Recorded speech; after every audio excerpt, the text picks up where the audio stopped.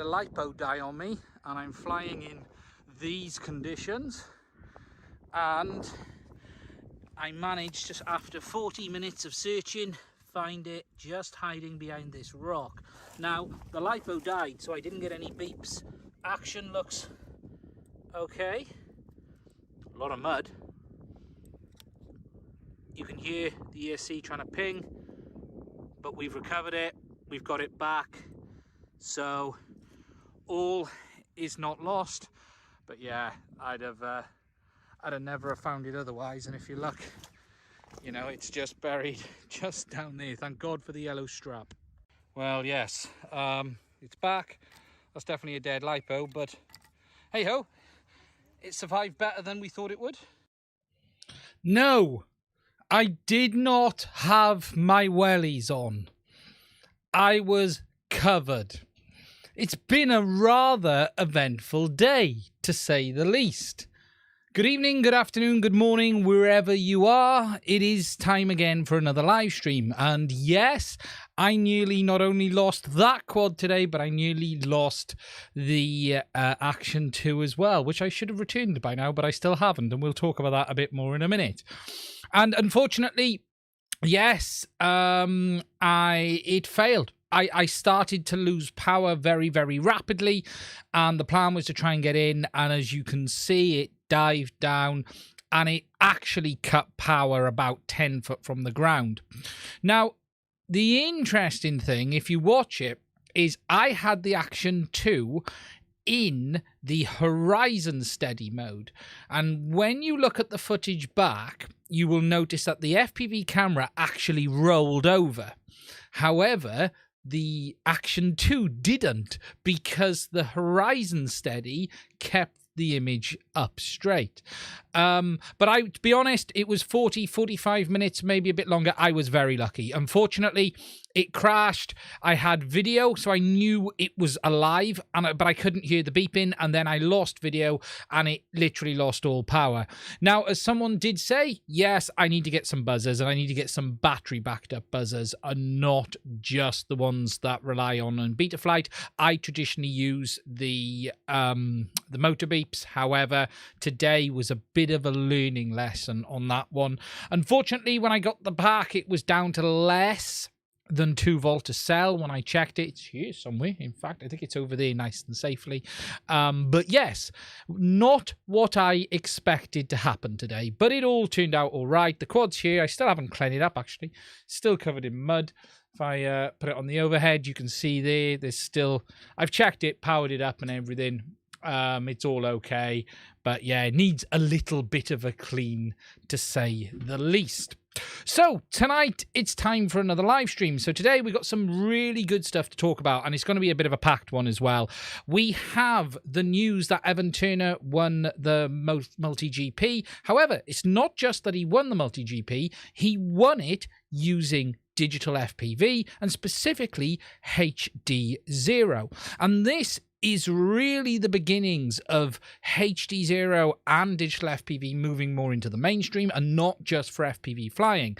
Now, I stayed up very late last night to watch this. In fact, it was gone 2 a.m. when I went to bed.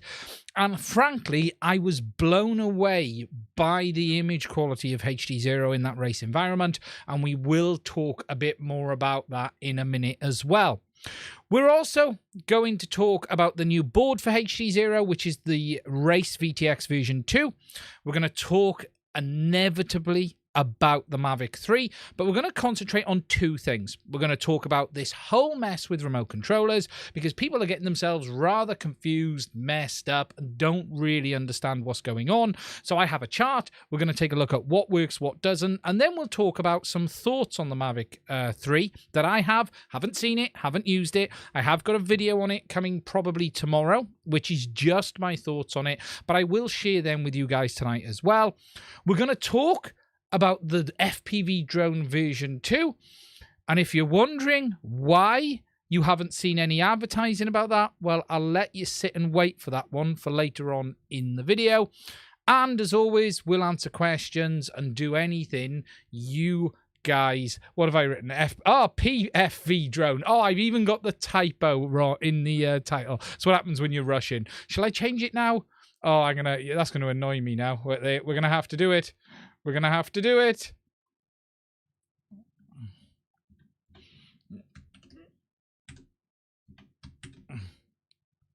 There we go. Updated. FPV drone version 2. Thank you for the heads up.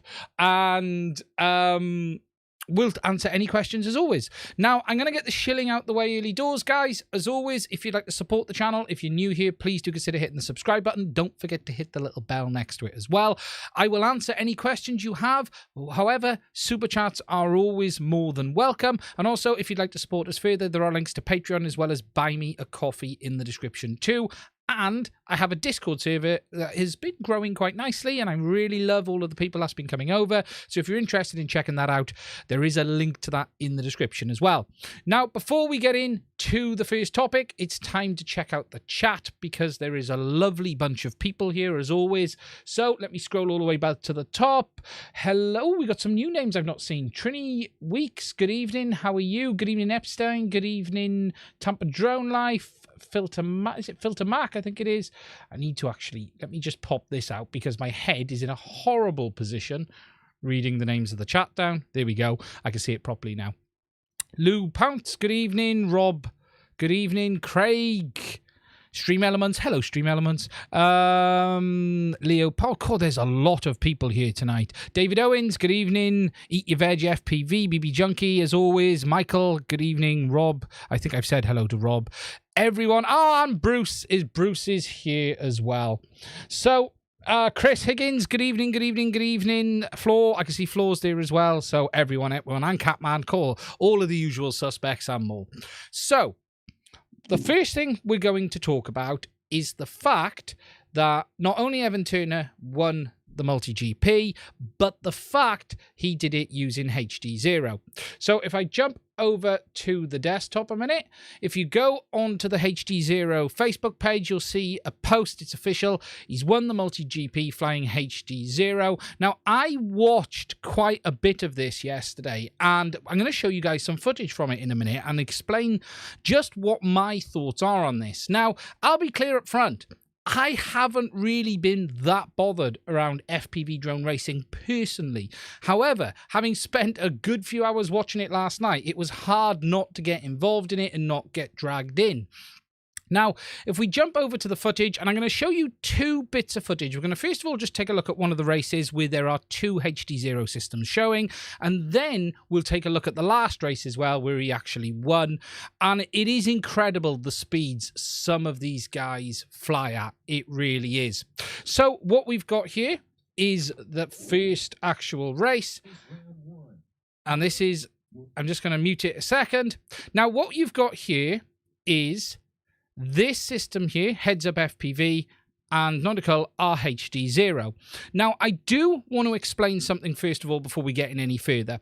This one has the menu on the screen permanently. The pilot isn't seeing that. He is seeing it fine. This is just a firmware quirk as a result of them using multiple different firmware versions and ground station receivers, and this menu is up on the receiver that's pushing out to the video feed, but it isn't on the pilot's cam. But it's just one of those things they need to resolve moving forward. It's not really a fault, it's just that the menu was put up, and because of the mismatch in firmware, it's ended up on the screen. So these two left, we've got Heads Up FPV, Evan Turner, and we've got Nautical, and then you've got the other two guys who are analog. Now, I'm not sure how well this will show over the stream, but we'll go for it anyway. And what was very clear to me was just how much better HD0 looked from how it handled the image, but how it behaved overall. Now, these two over this side are analog FPV, and it is worth mentioning that they may not quite look this bad in the pilot's goggles, because these units that you're using to receive doesn't have all of the extra tech like you get in Rapid Fire and all of those modules. It doesn't have the way it actually is able to sort the sync issues out and everything else. However, it is clear to me that HD0, having watched it live for a few hours, just looked so much better. It really, really did. And it wasn't just the image quality, it was the way it handled in the dark conditions, and it was the way it behaved overall. And as you can see here, he is running first at the moment, and I do believe he wins this race, actually. It is looking quite compressed here on the screen I'm looking at here. But if you're interested in this, I will put links into it. Oh no, we need to get the quality up on that, don't we? Let's just go back a little bit. That was in 320p then, that was. Let's just do that again. So hopefully that'll look a little bit better. But yeah, it really does look substantially better. It really does. And from a spectator point of view, let alone pilot, it was night and day. It really was. And all the comments of the races, you had people saying just, wow, look how good HD0. Heads Up caught the gate there, unfortunately. But, you know, you've got just, the image is just better. It's not just about clarity. It's how it looked overall in the white balance, how it behaved in the light and dark conditions, and just everything around it. Now, as you can see here, Heads Up crashed out on that one, but Noikal continued, and we'll just wait for this one to get to the end. And look, if you're interested in this, it is well worth checking out, and it is really good to see digital move forward like this. Now, if I hop over to the second one, because I've queued up two, and let me just make sure this one is in the right mode as well. No, it isn't. It was in 720p. This year is the final race again. Again, what we have here is the Heads Up at the top here. Now, he has this sort of cowling around the camera that makes it a lot easier to see. What you're seeing here with this analog breakup is... because of the modules don't have all those advanced features like we see on the normal modules. It's having to just deal with the FPV signal standard, and it's not doing any of the diversity and all of that usual stuff. And they're just getting ready. We'll just wait for it to go. They're just getting set up.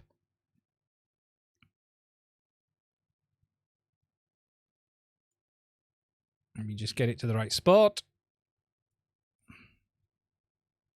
They had a delay on this race starting because I think there was a problem. Here we go. This was the final race. And again, both HD0 systems at the top, analog at the bottom. Now, Noikal crashed out very, very quickly, but Heads Up. And just look at the difference for spectators. It's huge. It is absolutely massive. And even if analog looks better than this, which it will, obviously, in the goggles, it has to be a benefit with the image quality on this digital system and HD0.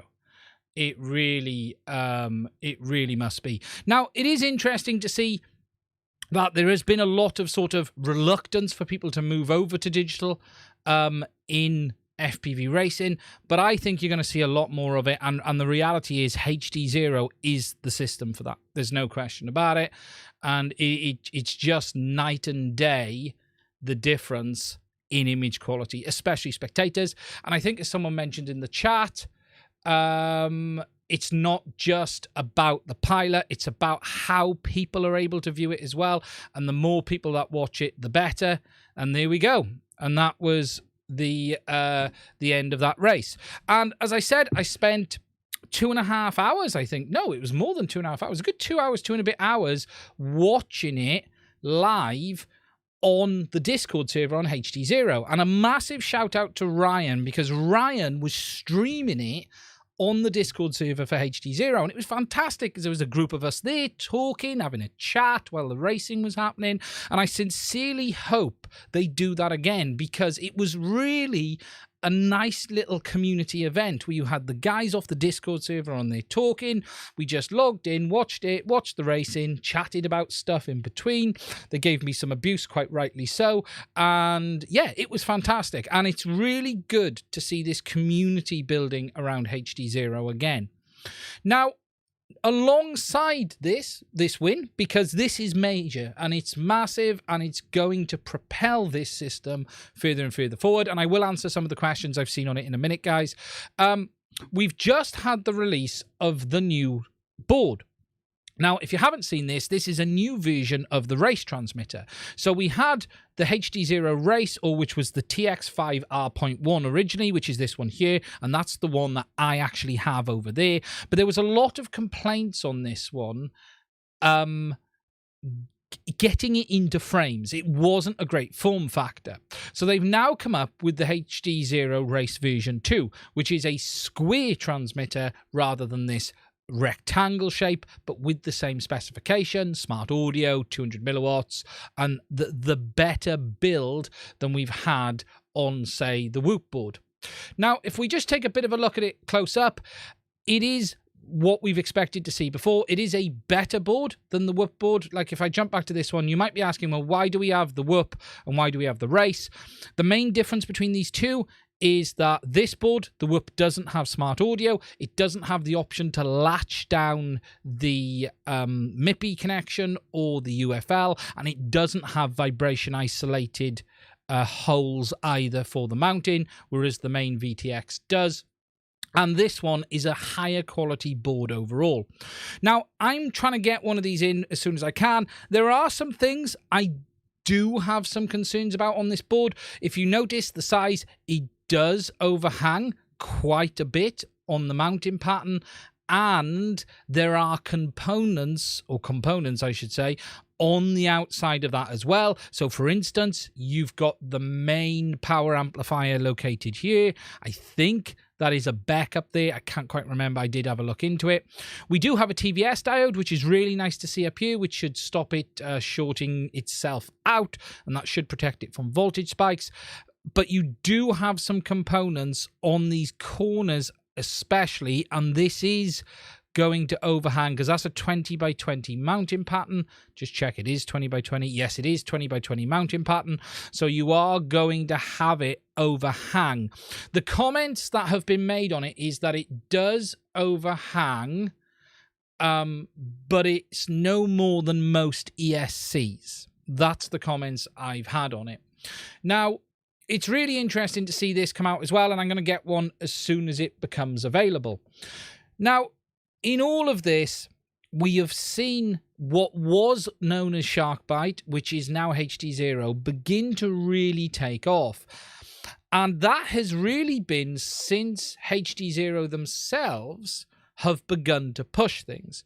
Fat Shark, for the most part, are completely silent in this now. Yes, they released the Scout HDs, which I've got over there, but even that internally appears to have been designed by HD0. But HD0 now are taking the plunge, they're pushing forward, they are moving the system forward, producing more and more things. Now, not far around the corner, as I've already said, seen someone mention, is going to be the 1 watt transmitter. Now, they are not actually labeling these 1 watt or 200 watts and things like that. The naming scheme has been changed. And as I said, put that back. If we go back to the desktop and jump back to their page, you can see that they've relabeled the names of their transmitters. And the new one is going to be the VTX, I think it's L or VTX L Max, or was it VTX H and H Max? I need to check that. I'll check it in a minute. They're not going to label it 1 watt. It is planned to have up to 1 watt power output, but it's not necessarily going to be called HD0 1 watt transmitter. Now, my understanding is the reason they're doing this is the output and performance of this new transmitter will be heavily dependent on the cooling of it. And depending on your use case, depending on your setup, may get varying results. I haven't tried it. I haven't seen it in person. I haven't had really any information to comment other than that. But there is a hard fact that it is coming. We know it's going to happen in the near future. It will be up to 1 watt of output. What we don't fully know yet is how it handles that output with temperature. Is it going to be like DJI where it goes from, full output down to low power mode, or does it vary the output depending on temperature? The latter would be very, very good and handy. If I'm honest, I would love to see that. That would be really good. And depending then on your setup, would depend then on what the actual output power is. But there is no question we are going to see this transmitter push things forward again, as well as have that with the HD0 camera that will be available in the next couple of weeks too. Again, the initial batches went out and mine is here. This is the final retail one. So if I jump to the overhead, you guys can see it here. Here is the final retail copy. I haven't tried it yet. It's going to be going in the quad later this week. And I am waiting for that new board to come as well to be able to talk about it. But what we're now getting is HD0 with up to 1 watt of output with this new camera. And it is really, really beginning to bring it to DJI. Now, before I answer some questions on this, I'm going to say one last thing on this whole thing around HD0, and that is we have 2 digital systems right now. There is talk of a third coming, but we have 2.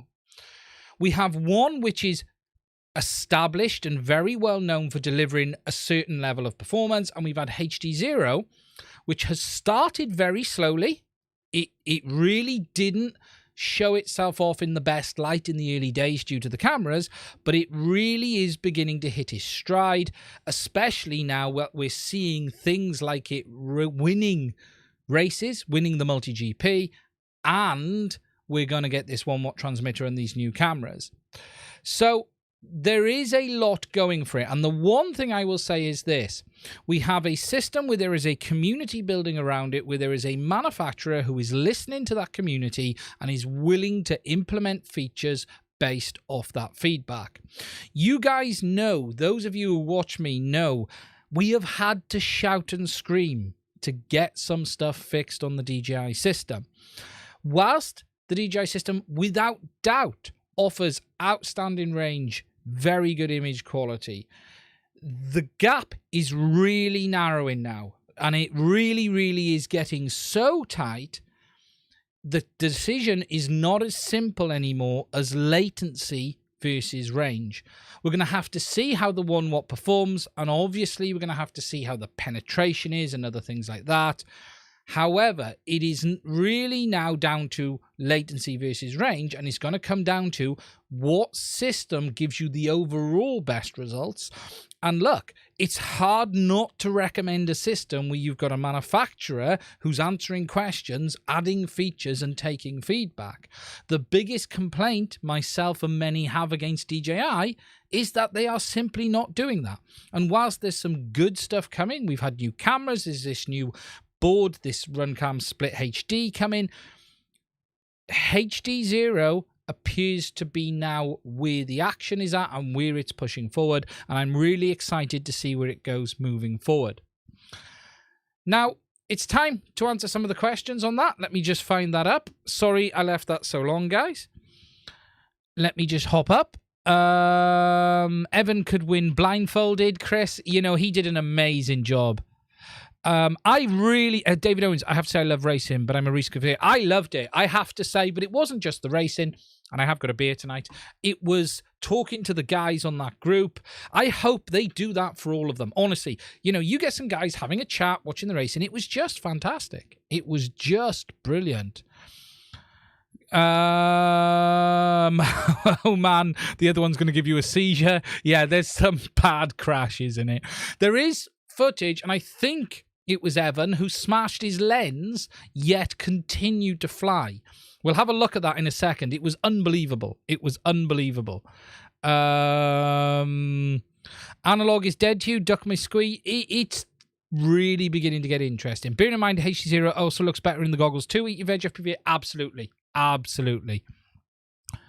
GMI, for spectators, seeing this footage will be much more enjoyable, and I even wonder if it gives competitive edge over analog. That's the interesting thing. The pilots seem to say it feels different. They do think it feels slower, but for some people that's a benefit. Now, we did talk about this on the HD, the stream last night. And the thing to understand is it's the way analog delivers the image to the goggles versus digital is slightly different. And whilst HD0 very much behaves like an interlaced image, it does work slightly differently. And for instance, in analog, in interlaced video, you're never seeing a full frame. You're seeing half a field of each frame, but the next field that comes along is for the next frame. So you never actually see a full frame. You're always stepping forward. Whereas HD0 is slightly different. You are reading that full frame in. You're reading it in like analog, but it is reading in that full frame. It is not interlaced. It is not dropping in half and then dropping in the next half. It's reading in that frame multiple lines at a time, but you are getting a single frame.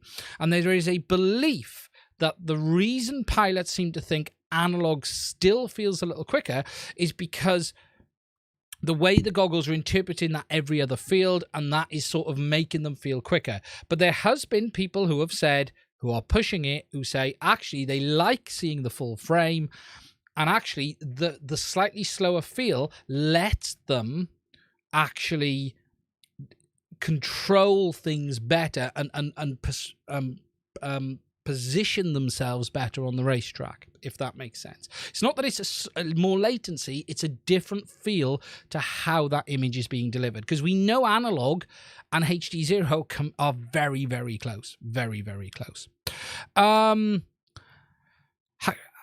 How can I get to your server, Mads? Michael, I'll add it in the description in a minute. 1 watt digital VTX is much harder than analog because of the signal needs to be simply cleaner coming out. It is a much more complex animal. 1 watt digital isn't easy to build. An analog, it needs to be extremely linear.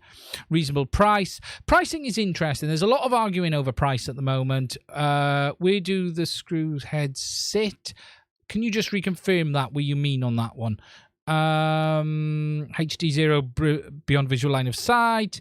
For me, latency is king. GMI. Hey friends, good evening, Mike. How are you? I'm wondering how they will handle the heat with 1 watt. Yes, that's the big issue with the 1 watt transmitter, is handling that heat and how they deliver that and how they put that into the user's hands. It's going to have a heat sink. That's my understanding. So the packaging in your side of things is going to heavily influence how it actually ends up working. Good evening, Mike. Good evening. Peppermint, how are you? Howdy, guys. HD0, consistent latency, consistent field clarity is the big for me. Consistent breakup behavior is better than both DJI and analog already for me, not blowing out the grass. They are different behaviors, and I do still very much love DJI, and for me, I love the big immersive feel of DJI, and I'd like to see that come to HD0. But the image quality between these two is so close right now, it's very, very hard to tell.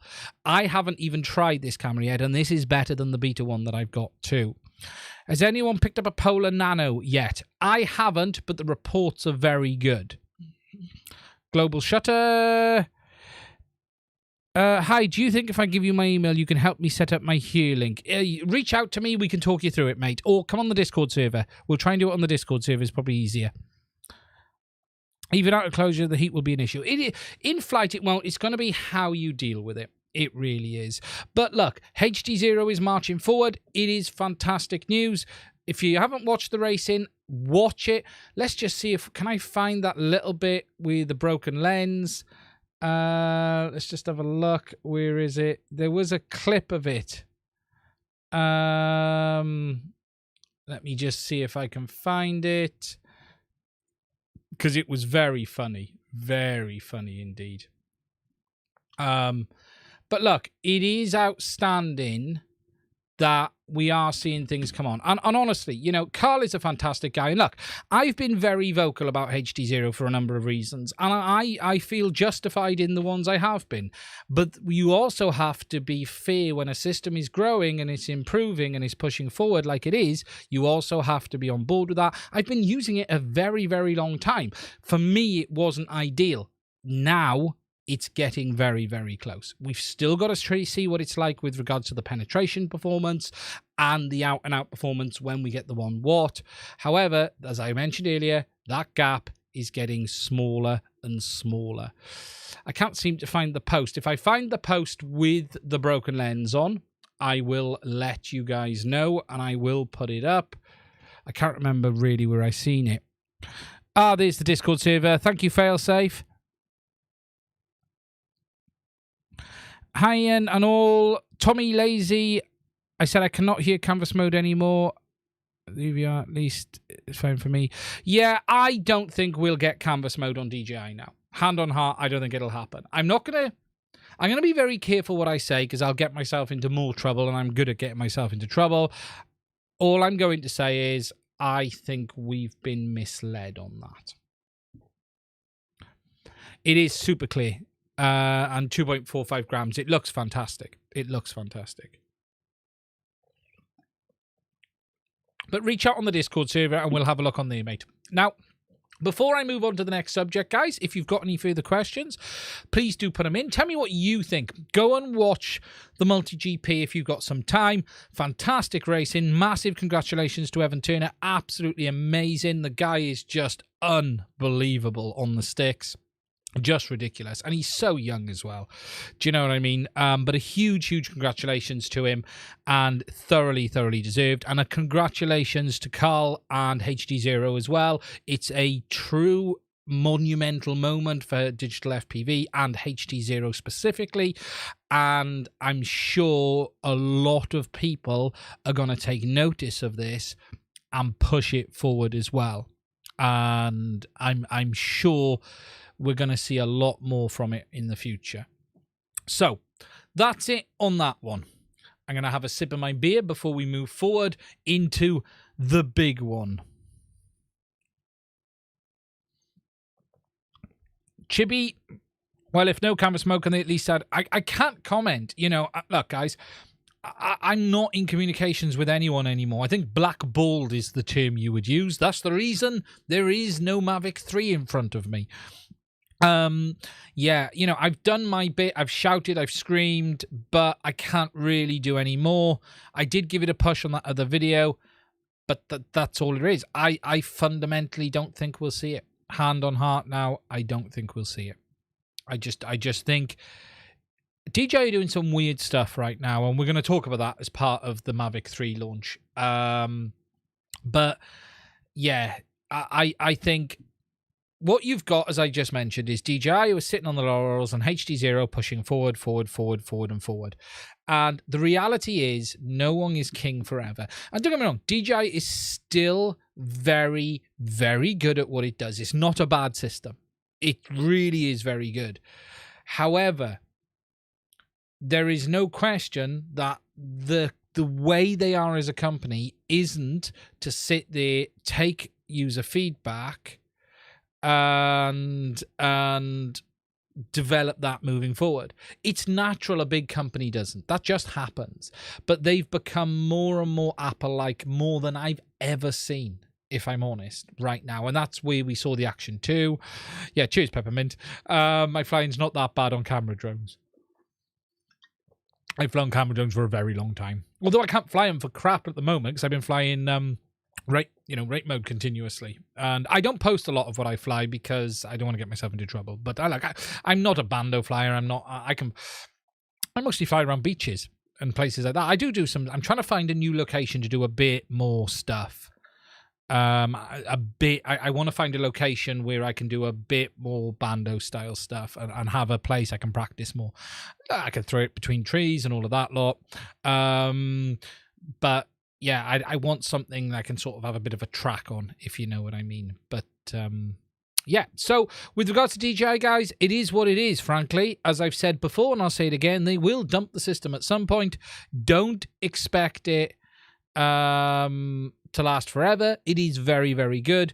But there is no question that HD Zero are taking the lead, pushing it forward, and it's going to be really interesting to see where they end up in the future. And whilst there will always be limitations of the current system for some people, that isn't to say they won't develop a new chipset and bring things more forward in the next couple of months and years as well.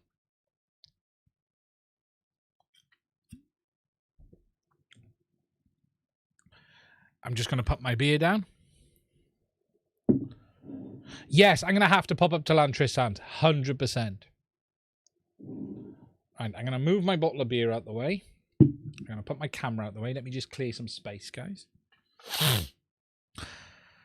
Wait, DJ will yeah, okay, Leo, DJ will dump the FPV in the future. It's inevitable. Okay, so DJI's business model is create a product, sell it. Okay, create a product, fully support it for about 12 months. It sits in the market for about 2 to 3 years, and then eventually it vanishes. So, for instance, the Inspire 1 users can't get batteries for right now. The original FPV system that DJI released, I reviewed it and beta tested it on this channel, the OcuSync Air system. I have videos on it. Yes, it wasn't brilliant, but wing flyers absolutely loved it. And I mean absolutely loved it. About 80 milliseconds of latency compared to what we've got today. You can't buy air units. You can't buy goggles. You can't get parts for it. DJI have a business model which is very simple. They march forward very, very quickly. And this will actually tie very nicely into the discussion we'll have in a minute about the Mavic 3 and the Mavic 2, because DJI don't look back very often. So, for instance, if they released a proper, say, version 3 or version 2 FPV system, not version 2 goggles, but FPV system that had dual band, 2.4 and 5 gigs, I can almost guarantee you won't be able to use those air units with the V1s, even if you could limit them to 5 gigs only. You could, technically, but they won't do it. I'm not convinced we will even see another FPV system. However, if we did, don't expect any backwards compatibility, as DJI Smart Controllers users will tell you, as Inspire users, as Mavic users, Phantom users will tell you. DJI are very simple. They make great products, but don't expect it to be available forever. Buy what you need to use it now, and then if they end support for it, then they end support for it, and then you're left in the dust. They don't do long-term support on any products. You can't get batteries for Inspire 1s. You can't get batteries for Phantom 3s. You can't get ear units for the old FPV goggles. The Vision. There's tons of stuff. There's a list the length of my arm I could go on about. So don't expect them. I'm not sure that's fair. OcuSync improved, so stuff got left behind. In some ways, yes.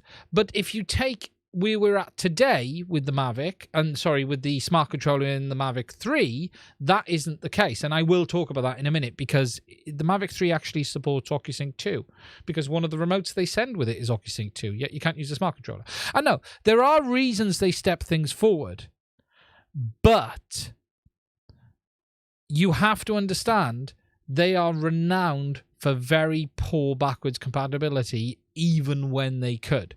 And the same thing again will happen with FPV. It is inevitable. Take the remote controller. The classic example is the new FPV remote. There is technically no reason that new FPV remote would not work with the current FPV system limited to the 5 gigs mode. The remote is 2.4 and 5 gigs. The radio system is identical. Yet they've chosen to not let it work. And it's those kind of things that they do. So if we had a version 2 FPV system tomorrow, a system that was dual band, improved, it probably won't work with the one we've got today at all.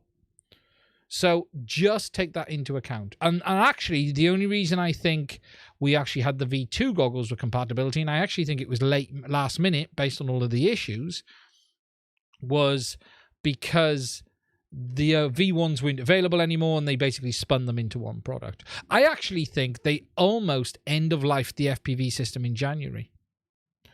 I think they were caught off guard when the V1 goggles were out of stock, and I think they rushed out the V2s, and that's why we had all of the activation issues and stuff like that. You know, I'm not saying they're a bad company, but you have to understand how they work. I'm a big fan of what DJI do and products. I have more DJI products here than anyone else. I am more critical of them today, but that's not to say they don't make great stuff. But what you have to understand is how they operate. They operate with the latest and greatest tech, move forward. Don't expect them to take all of your feedback. Don't expect them to sit there and fix every bug, and don't expect them to give you support for it forever.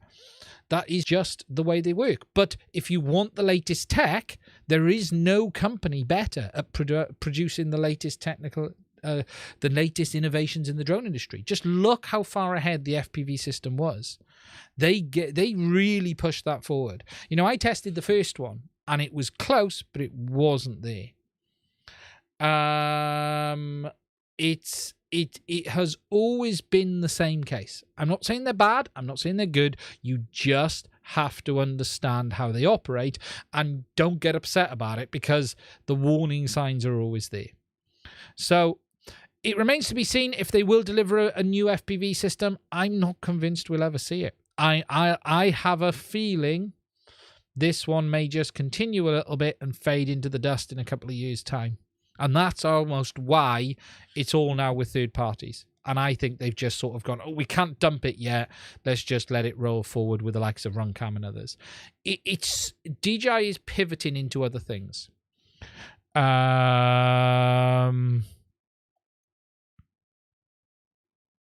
Yeah, DJI have had a lot of problems. I tested the Syndense. I had the first Syndense in the UK, funny enough, Zap. I have a Syndense. I beta tested it. I had one of the first 5 made, I think it is. Mine is pre-release. It doesn't have some of the rubber coatings and stuff on it that it should have because it was early release. I remember it turned up in a brown box out of the blue, and I was like, what's this? I pre-tested Crystal Sky as well. And if we talk about dumping stuff, Crystal Sky is the same. You know, I'm not saying they're bad, but you just have to understand how they operate. That's all. Okay. The next subject is the new latest release from DJI, which is the Mavic 3. Now, this has been, well, it's been the worst kept secret in the drone industry. Frankly, it was quite a disappointing launch for me. It was an anticlimax because we already knew pretty much what we were getting. Now, I have a dedicated video coming on this in the next couple of days, and we're going to talk about some of the subjects today. Now, there is 2 elements to this I'm going to talk about. I'm going to talk a little bit about the sensor and the camera, and then I want to talk about the controller situation and just make a few points that you guys might not be aware of before you jump in and buy it, because you do need to be aware of these things. Now, the Mavic 3 is a rather strange release in the end. Let me put it up. Let's just see it. If we're going to talk about it, let's just see it. Now, obviously, we've got this dual sensor camera. It's got longer flight time, more image sensors. There's 2 big things, though, with this drone. The first is obviously this camera and image sensor. We've got the 4/3 sensor, Hasselblad camera, and then we've got this 12 megapixel the half-inch or 1/3 sensor at the top. It does ProRes RAW and all of that stuff, which we'll talk about a bit more in a minute.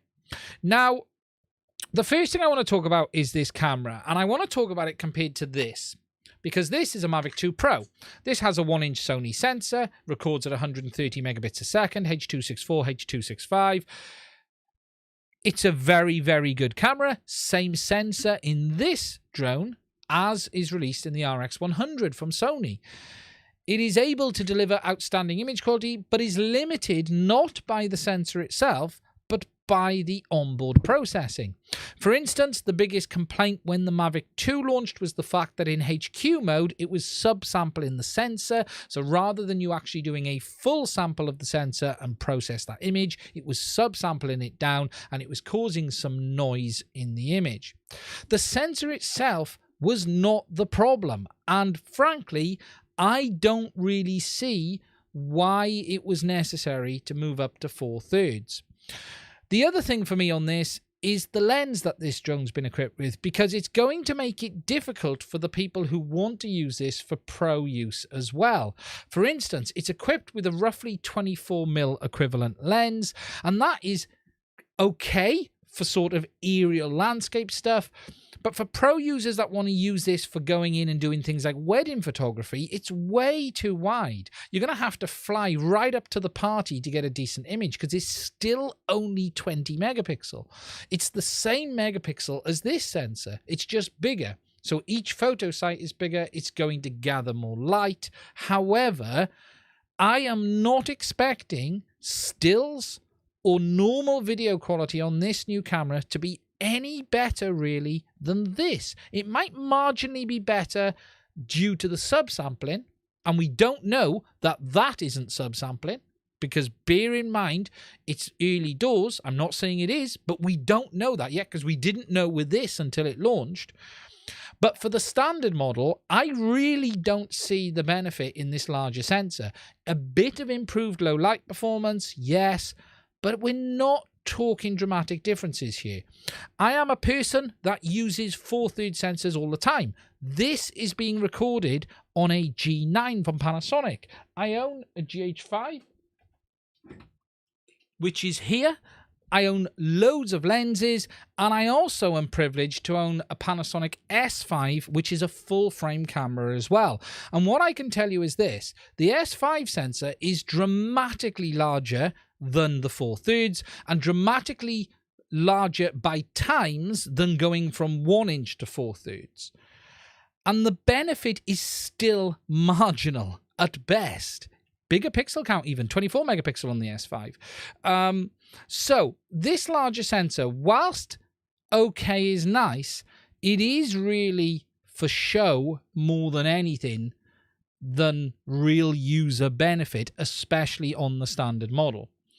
Now, there is no question that the Pro model, or the Cine as I should actually call it because it is, may be able to fully get the benefit from it, especially with ProRes HQ. I've been doing some numbers and it will record at about 450 megabytes a second. That will give you roughly 27 gigs of footage per minute. Is it? I can't remember the calculation. I've forgotten the calculation. I worked it out. You basically get about half an hour of recording on the SSD. That's what I worked it out to. Okay. So that half an hour recording is less than the flight battery, which is about 40 minutes, which is outstanding, by the way. But then you've got no removable media to get the footage off, and you then have to actually take the drone down, plug it into your computer, and offload that data via that 10 gig high-speed USB connection. So there is some issues around this whole benefit of this sensor. As for the other sensor in this, frankly, I don't see why it's there. The results I've seen from the zoomed lens is disappointing. The image quality is poor, and I think DJI have over-engineered it for no good reason. I would have much preferred for them to keep, say, the Mavic 2 zoom in action and then produce this with just the 4/3 rather than do this compromised dual camera design. We might see some benefits in the future, but it isn't a zoom camera. It is a fixed telephoto lens, and then they're doing some not clever stuff, but they're doing cropping and digital zoom to punch in. So for instance, if you take in 4K on a sensor, 4K is about 7 megapixels. So on a 12 megapixel sensor, that is actually bigger than the 4K image. So what most drones do on a 12 megapixel sensor is sample the whole sensor and then convert it down to 4K.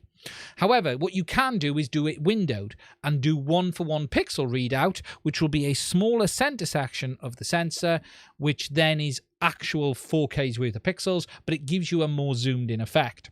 So what DJI are doing is using a fixed telephoto lens with some clever digital zoom in and cropping on that new sensor to actually get it to zoom in. But it looks terrible in what I've seen so far, and frankly, I don't see why it's there.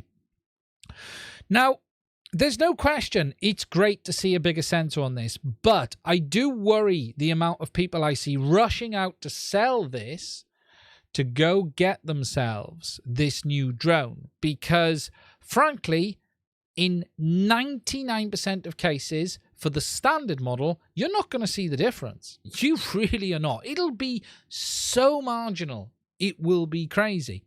If we just put it back up, you know, yes, there is a nice piece of glass on this, but we don't know how well this glass has been designed. The glass will be as important as the sensor itself, and if this has been compromised, then the output is going to be compromised too. Now, I'm not hating on it. I do think this is going to be an outstanding drone, but what I would say to anyone, first of all, before we move on to the other things, is don't think the standard model is going to be night and day better than this 1-inch sensor that you've got here. It will be better. There's no question about that. But if you add in the cost of benefit, it really is going to be minimal. Now, as I've mentioned, obviously, we've got this Cinevision using ProRes HQ, and that should be able to take full benefit. But the implementation of this is painful. The way you've not got the removable disc, the way you've got to upload it, and you get about half an hour. For people who want more from a hobby-style drone, it's going to be okay, but you're not going to see pro users happy with this who want to offload footage all the time. They're going to have 5 or 6 craft. It just isn't a workflow that works. It really isn't. But we're going to have to see. I would have liked to have seen ProRes LT or one of the other ones, even ProRes RAW, but that's a licensing thing, and we're going to have to see where this all ends up. Now, there are some other things I want to talk about before we get on to the big controversial subject, and I'm going to jump into the chat first of all, and that is just give you guys some heads up on a few things on this if you haven't seen it. So, for instance, right now, there is no SDK on the Mavic 3, which means it doesn't work with many of the popular external apps from Drone Deploy and others, and there is no time frame on when the SDK will be ready. One of the biggest shocks to me was the fact of how much wasn't ready on this drone out the door. There's no smart shots, no POI, no active track, and all of these are going to be coming in a future firmware update. The fact that these aren't there does lead me to think that the SDK is probably quite a while out. And if you're someone that needs the likes of Lynchy and other apps, do take that into account.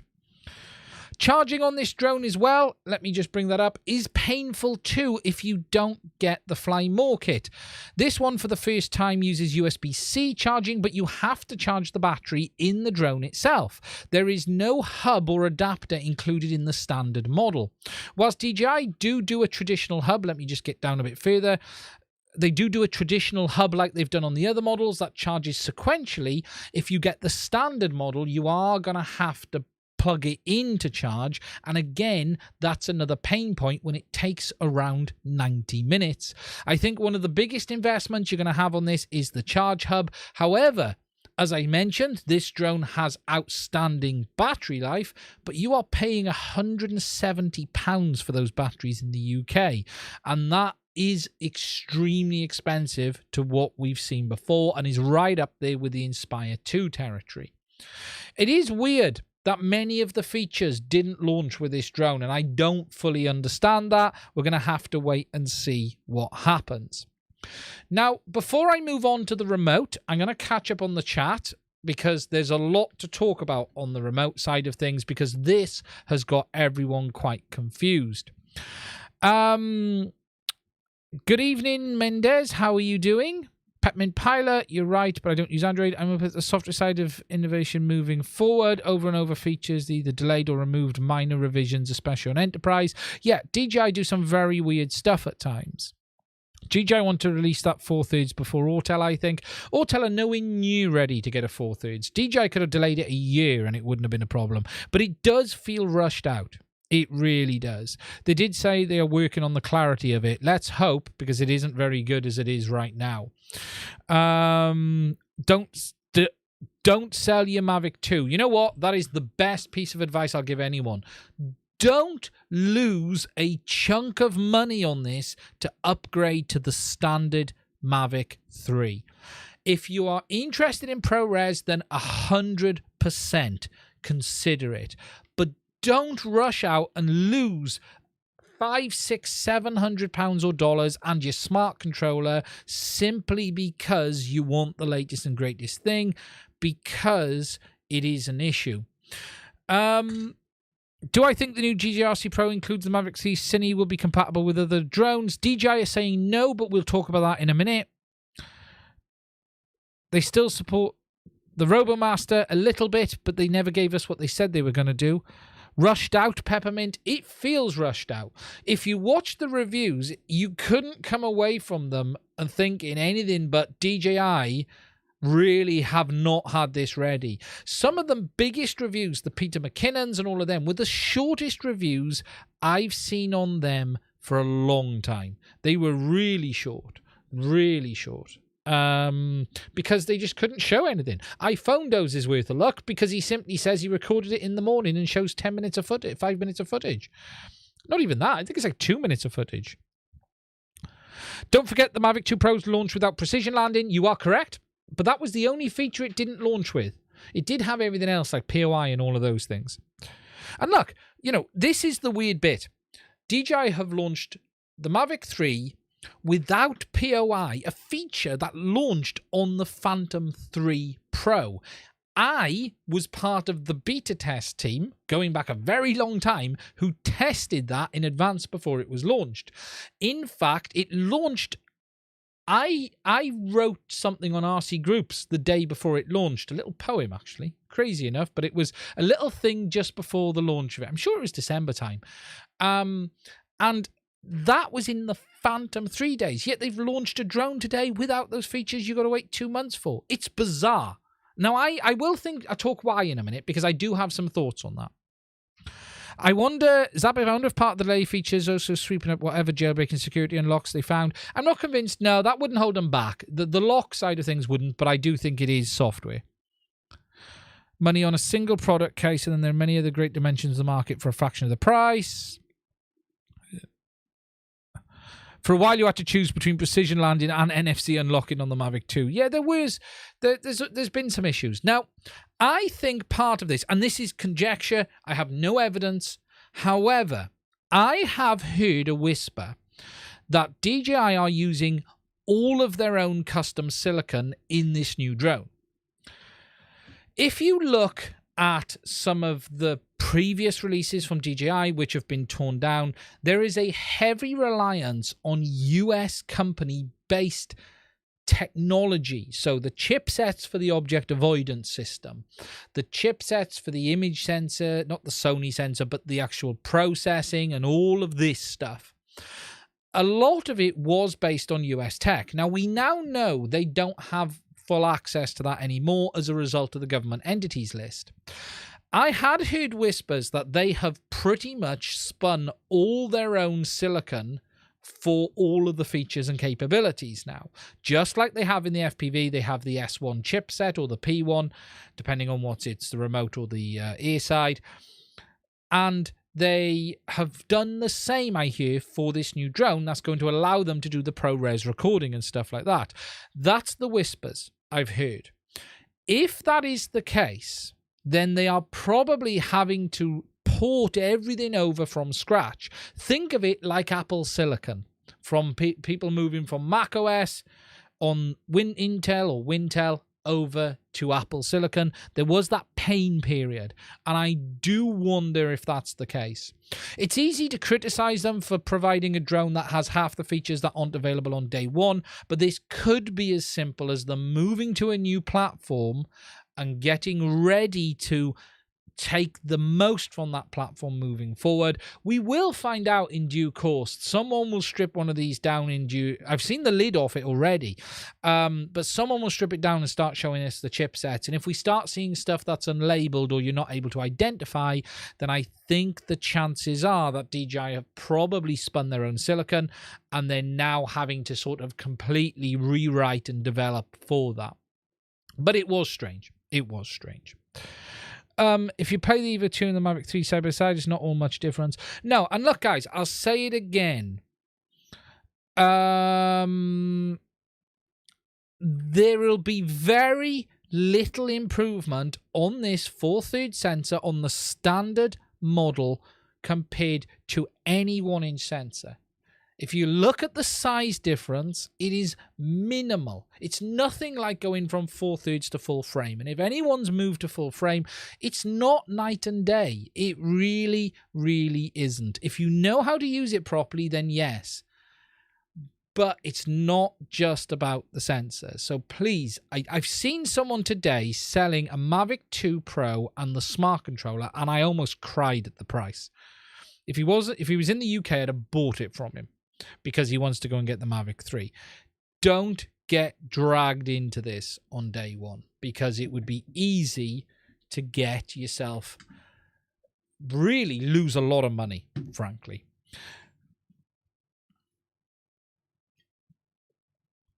I still want to try. I have someone who will lend it to me. We just couldn't make it happen. He's an amazing guy.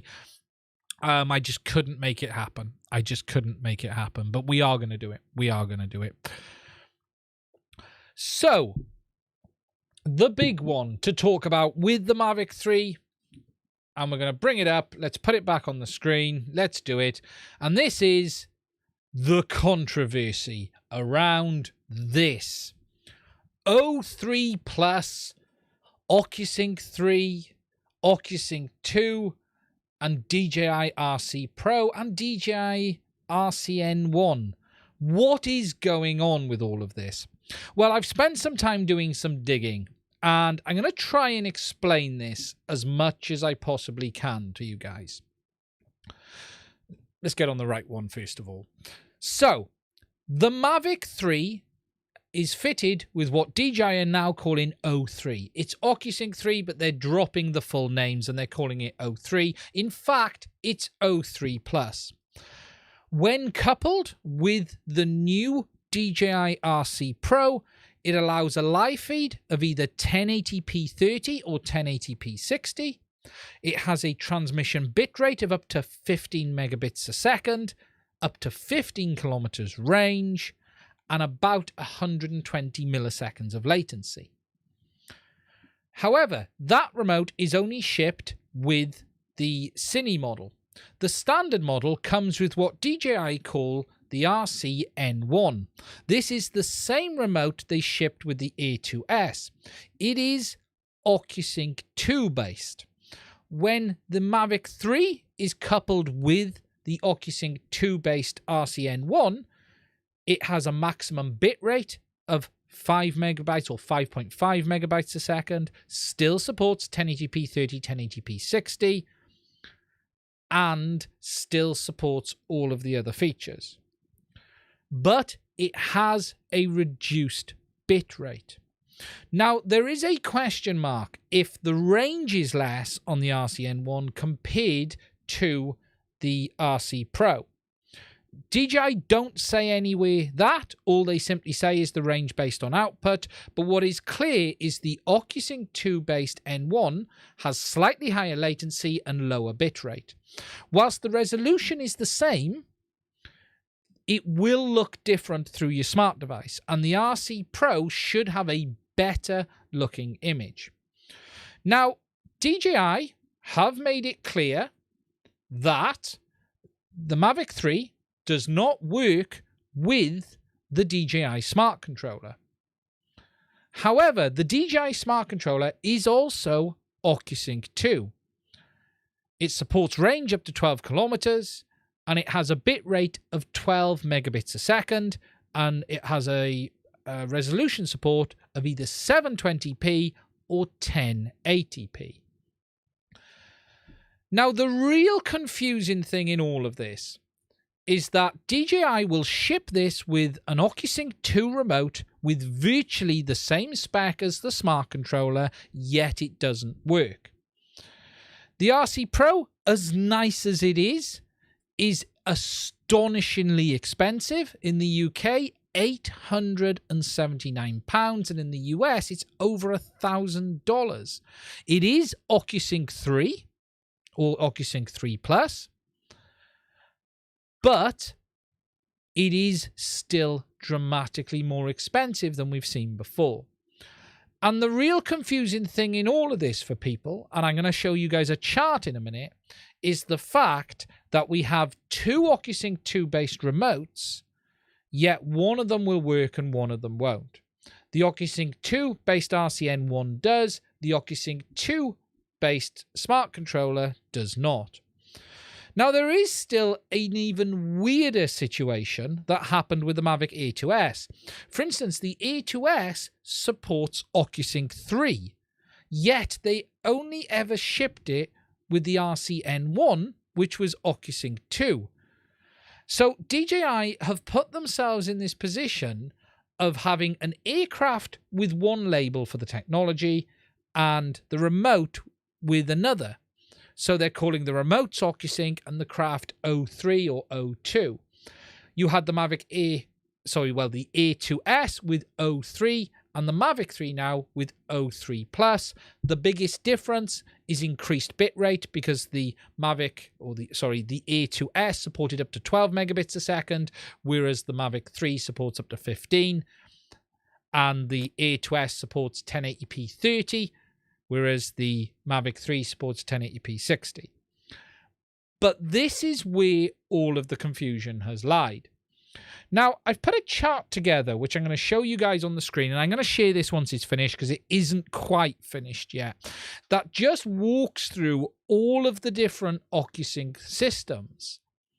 So we've got the aircrafts, and then we've got the remotes at the bottom and their compatibility. So, for instance, we've got the Mavic 3, the A2S, the Mavic 2, the FPV drone, and the FPV system. And there is some interesting things here, the way DJI label OcuSync, because we've got OcuSync 3 on the A2S and OcuSync 3 on the FPV drone, but they do work very, very differently. So they're both dual band. However, the A2S supports 1080p 30, the FPV drone is 720p 60, and then you've got latency 120, 130 milliseconds, latency less than 28. And the big difference actually between the FPV system and the rest of it is actually the amount of data rate. So for instance, if you look on all of the aircraft, Mavic 3, 15 megabits a second, A2S 12, Mavic 2 Pro 12, DJI FPV drone 25 or 50, and the DJI FPV system 25 or 50. So what DJI are doing on them is driving a lot of data to get the latency down, whereas on these they're driving less data, but that then allows for improved range but increases latency. And that is the fundamental difference between the systems. Now, if we look at the remote section, I have labeled these up. So we've got the RC Pro, Mavic 3 only. We've got the RCN1, which is A2S and Mavic 3.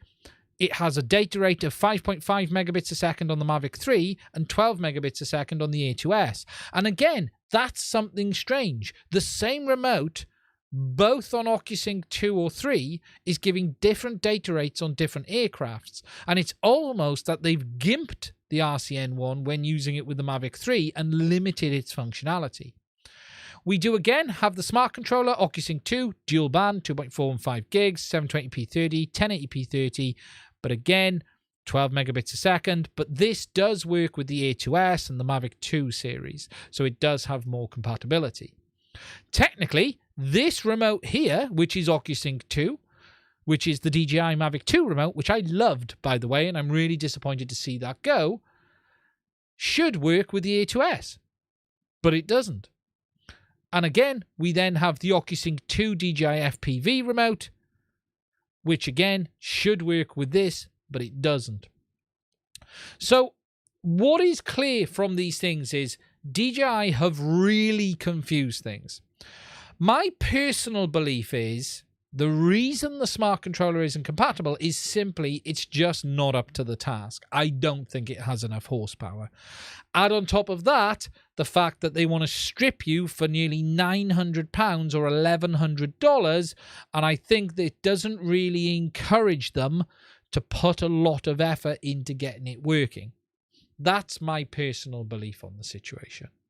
Another thing to take into account with the Mavic 3 is the fact that it uses the Fly app and not DJI Go 4. This was another shock and frankly is going to upset a lot of people when they get their drones because the Fly app has so much less functionality than Go 4. Hardly any camera controls, hardly any craft controls. And whilst they've been adding stuff, it is ridiculously limited. It's just a number of things on this craft that are very, very strange. It really is. Now, whilst this all may sound like a lot of negatives for the Mavic 3, I will say I think it will end up being a very, very good drone, potentially the best drone there is for the next few years. I do feel there are a number of very strange design decisions been made with it. The fact that it has this dual camera, I just don't understand it. I just don't understand why it's there. The fact that it's released with half of the features missing. And I'm really not convinced they've done the right thing on the Cine model, on the basic model, and really made it feel like you've cheaped out unless you've got the Cine model, yet you've spent $2,000 plus or £1,800 in the UK plus. It is the most expensive Mavic we've seen. And I'm not surprised the price is up, if I'm honest. It is more than I would have liked, but I do feel we're going to see price increases across the board in the drone industry moving forward. Whether Autel are going to be able to hold the price down of the Evo 2, I don't know. But the reality is, adding the chip shortage, the global pandemic, and everything else, there is no question you're going to see price increases happen. It's inevitable. It's going to happen. More than anything, and what's more scary, is not actually the pricing of the aircraft, but it's the price of the batteries. And that is where the biggest issue is for me. It's the cost of the batteries, £179 each. Good evening, Jakes. How are you? Mavic 3 charging hub, $69. And the frightening price of the Fly More kit. And the bag. Have you seen the bag? It's £220 for a bag. And this is why, where I said at the start, I feel they've gone very Apple. I really do feel they've gone very Apple. I hope you're well, Jake. I really do. Great to see you here, my friend. It's a strange release. I do think it'll be amazing. I would love to try one. I don't have one. I'm blackballed is probably the right term. I'm not on the media lists anymore. I'm not on the beta test lists. If I want to try one, I'll either got to buy one or I'm hoping one of the dealers is going to lend me one. If anyone wants to reach out and try and make something happen, I would love to see it happen. I'm in no great rush because it is winter here, but I do want to give my thoughts on this drone, having owned the Mavic 1, the Mavic Pro, the Mavic Pro 2, Phantom 3, Phantom 4, and Inspire 2, Inspire 2 X5S.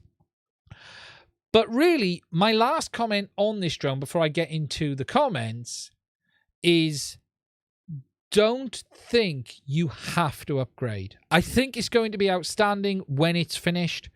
I think it's going to be amazing, but don't think you must have this unless you're going for the ProRes model, because that is going to give you a lot of benefits, but just make sure you understand the workflow first.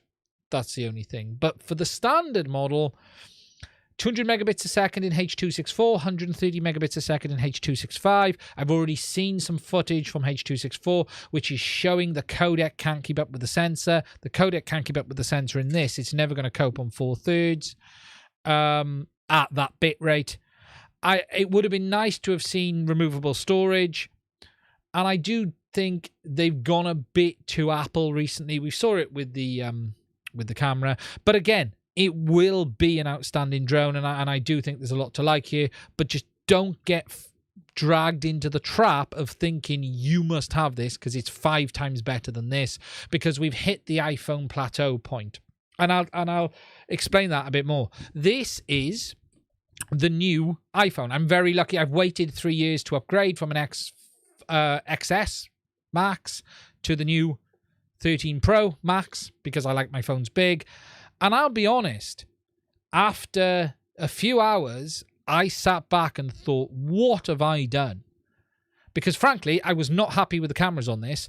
When it launched, you couldn't turn off the auto macro mode, and it caused me all sorts of problems. And also, I've had some real issues with the image quality on this. There's some real funkiness in the digital processing of the image on these cameras. There's a massive post on it on Apple Forum. Everyone else will tell you you're wrong.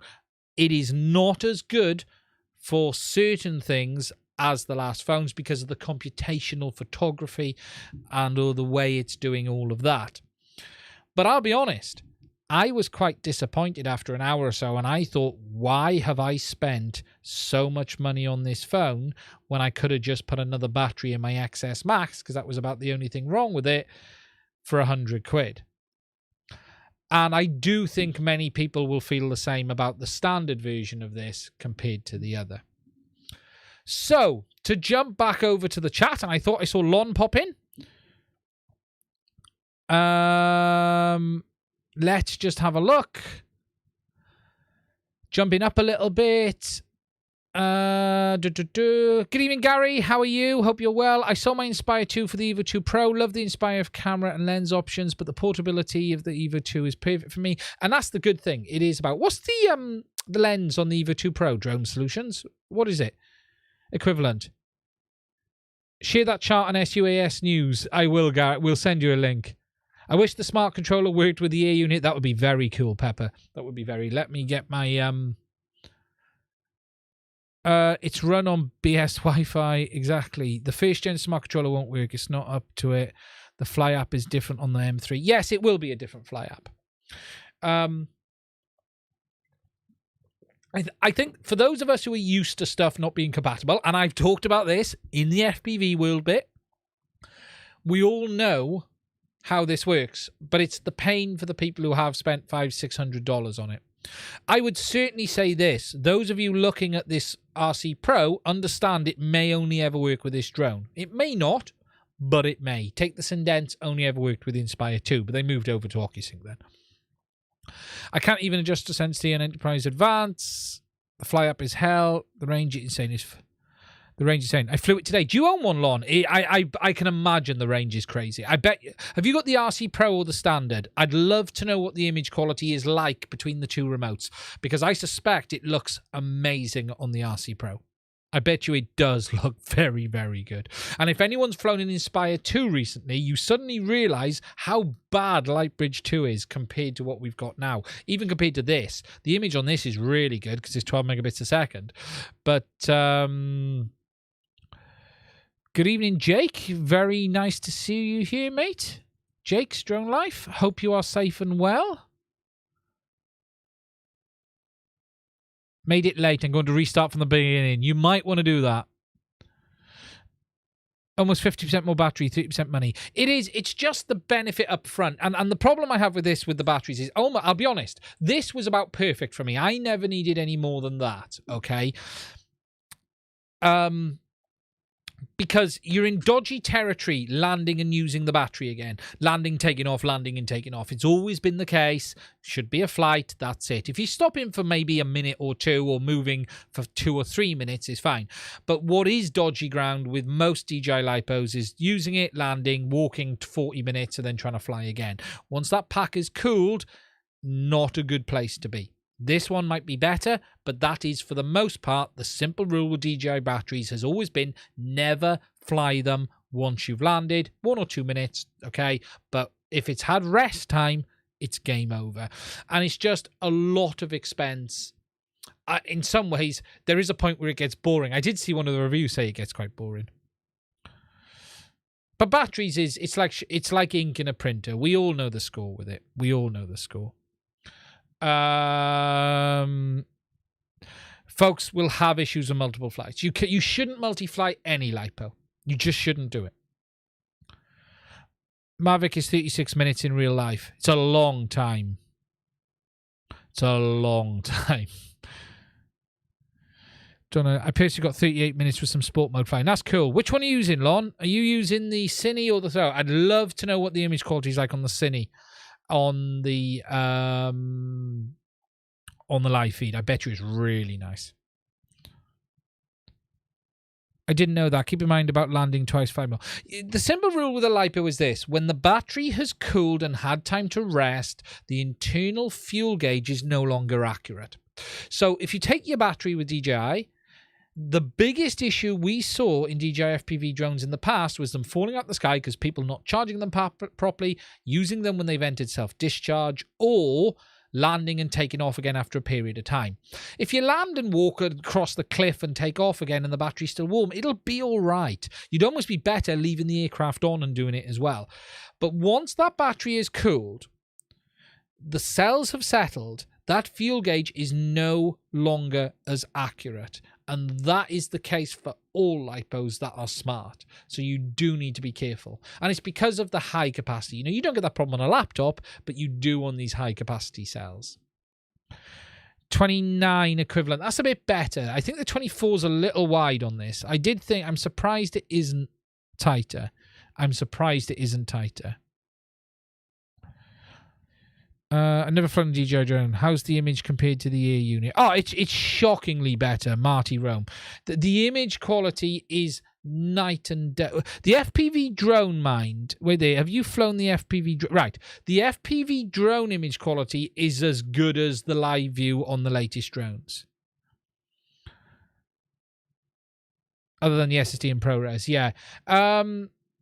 I'm intrigued just what the image quality, because if you look at the difference in the remotes, you've got 5.5 megabits a second versus 15, which is a substantial difference in the amount of data they can push through it. So that Smart Pro controller should have a much better image than using a tablet with the RCN one, just because of the amount of data they can push through.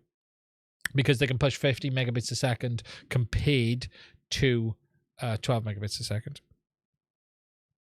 Is it megabits or megabytes? I could be saying that wrong as well. Let me just check that, guys.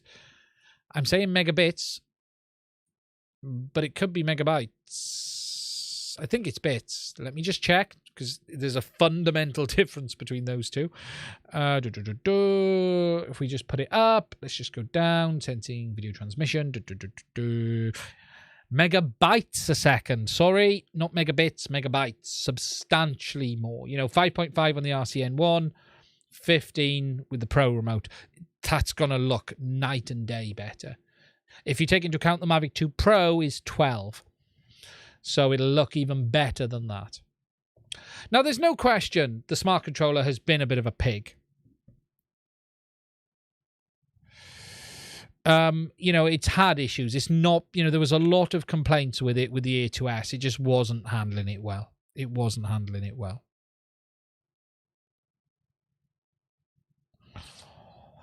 Battery time can get boring. I can imagine. It gets boring on that.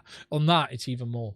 As I said, I think my final thoughts on and I'm going to put the video up in the week where I talk about some stuff. The thing you got to take into account today is there's no SDK. So if you need the SDK, it's not here. Understand the charging behavior on the standard model, not a problem on the Flymore or Pro or Cine.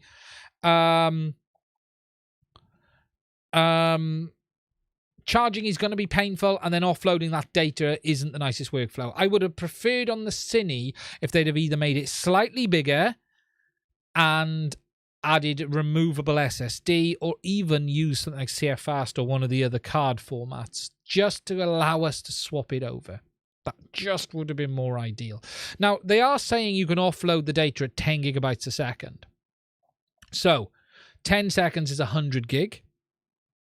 100 seconds is a terabyte.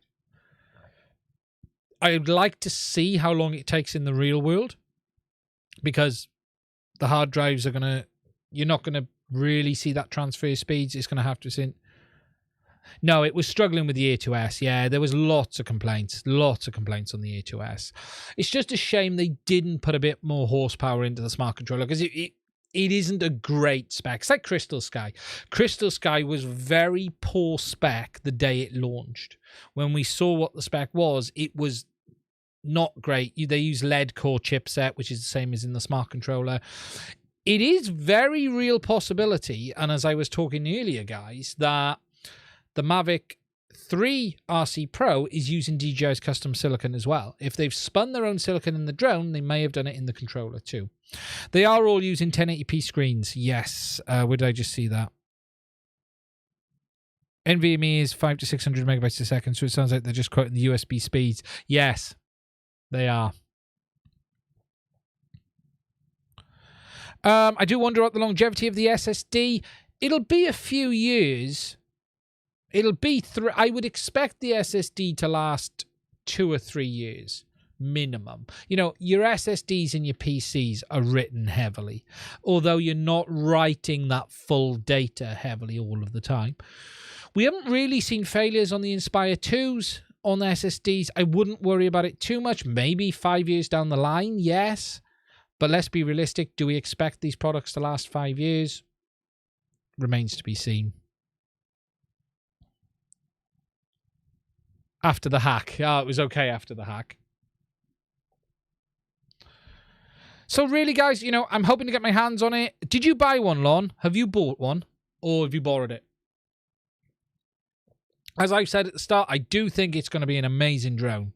But just don't get swept up in the hype, guys. Hang back a minute. Wait and see what happens. Yeah, I have seen it, but I never delved into it too much. I never bought an Air 2S. What I will say, and this is something I will add, there are some cracking deals to be had on used Mavic 2 Pros right now. Used Mavic 2 Pros are in bargain territory. And as I said, I saw one today with a smart controller, which was just astonishing. Work's going to buy one. That's cool. You know, I do think upgrading from the Mavic 2 Pro to the Mavic 3 Cine is a real interesting path. You know, I'd love to see that in action. When the batteries are no longer available. The Cine will still be working when the batteries are no longer available. I don't think truer words have ever been said. What I would say, though, guys, is the Mavic 2 Pro is end of life. So stock up on batteries. If you need them, make sure you get everything you need. You'll still be able to get them for some time yet. However, it is time for it to go. So do bear in mind stuff won't be available. It was the best Mavic I've ever had. It's the best drone I've ever had. I have to say, this has been astonishing. It's an amazing product, and I will be sad to see that one go. I was tempted to sell the Mavic 2 Pro, the FPV drone, and try to get myself to the standard model. I just don't know if it's enough for me from that. I just don't think it is. I don't think it is. Jake, I've seen so many used Mavic 2 Pro combos on the marketplace where I live. It's insane. $800. That's crazy. There's great deals on the Mavic 2 Pro. I don't see anyone. If you've got a Mavic Pro, the Mavic 2 is light years ahead. Light years ahead. Yeah, you've got the other one, so we are in a better position on the batteries now. That's a very good point, Chris. I had forgotten about that because of the other ones. You are right. In the past, it's not always been the case. I have the A2S, and I don't really think it's an upgrade. I think it's questionable on the A2S. Does anyone know what the milliwatt of the Happy Model ES24TX is? They're all about 700, are they not? Off the top of my head. Mike, I thought they were 700. Let me just check. I've either got 300 or 700 in my head.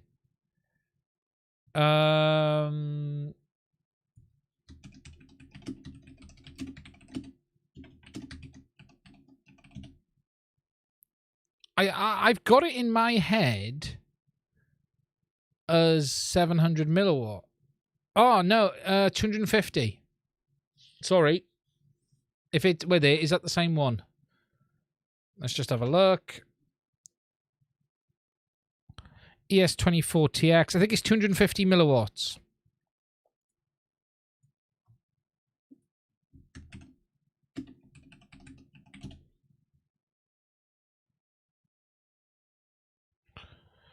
Just checking now.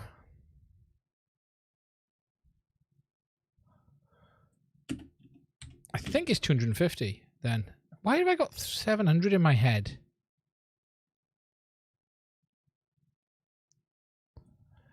Why have I got 700 in my head?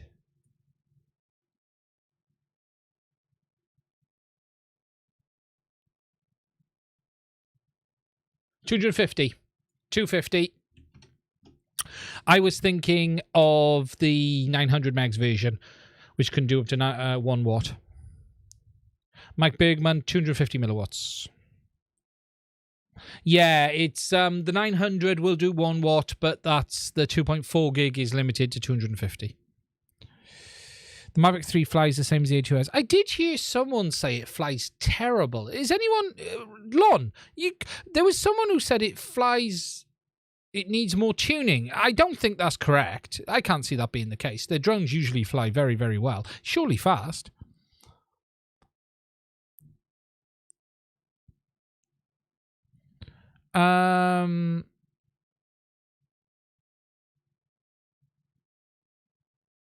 Yeah, strange. Very strange. Okay, the beer. Someone asked what beer it is. That's the beer tonight, gentlemen. It's a golden beer. It's Wainwright. It's very, very nice. It's very nice.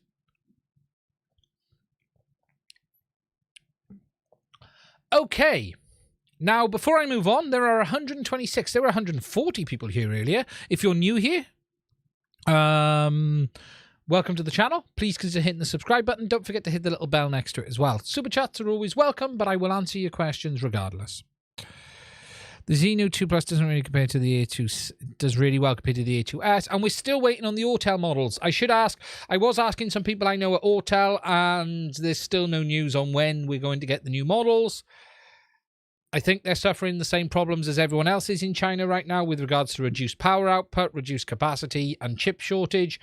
If you guys don't know, and I'll talk about this a little bit actually. So, for those of you who don't know, there is some issues going on in China with power, production output, and the ability to supply products. There is a huge shortage of power in China right now due to the coal-fired power stations being taken offline, and a lot of factories have been reducing their output as a result of recommendations from the Chinese government. So as a result of this, there has been a huge amount of restricted output from factories, shortage of supply of products, and add on top of that, the chip shortage as well. So this is why you're seeing things being much slower.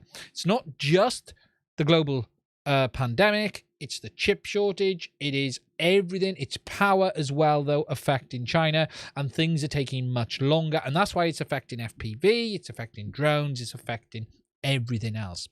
So it is worth taking it into account.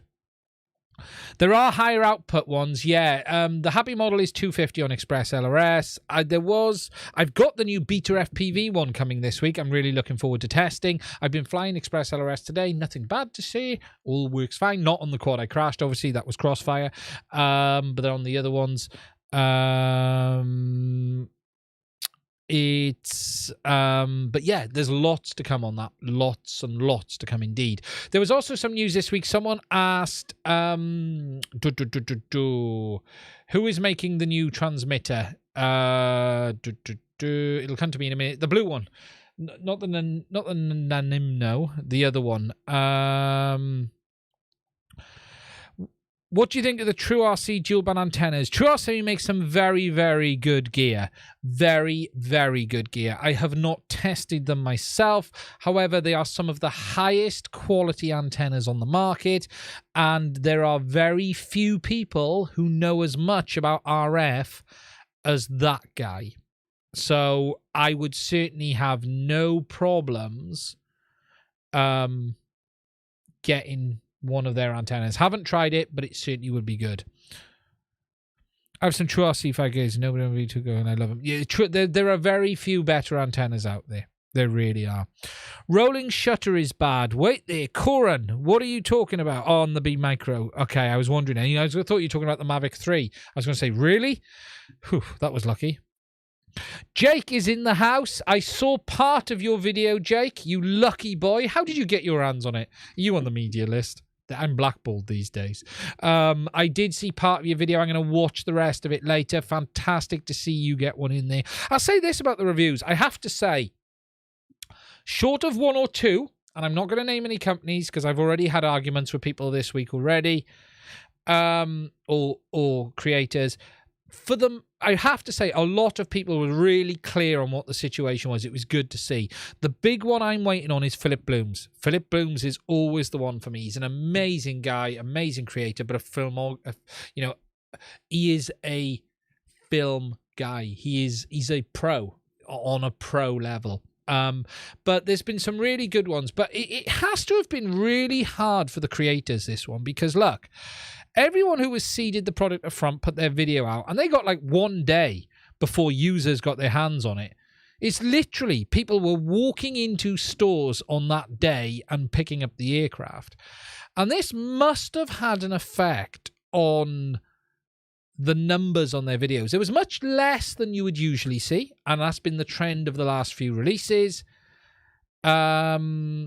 But it must have been really hard for those creators who were involved with DJI up front to get the numbers. Okay, Peter McKinnon and them, well, they're always going to get the numbers. However, the other ones, it must have been tough.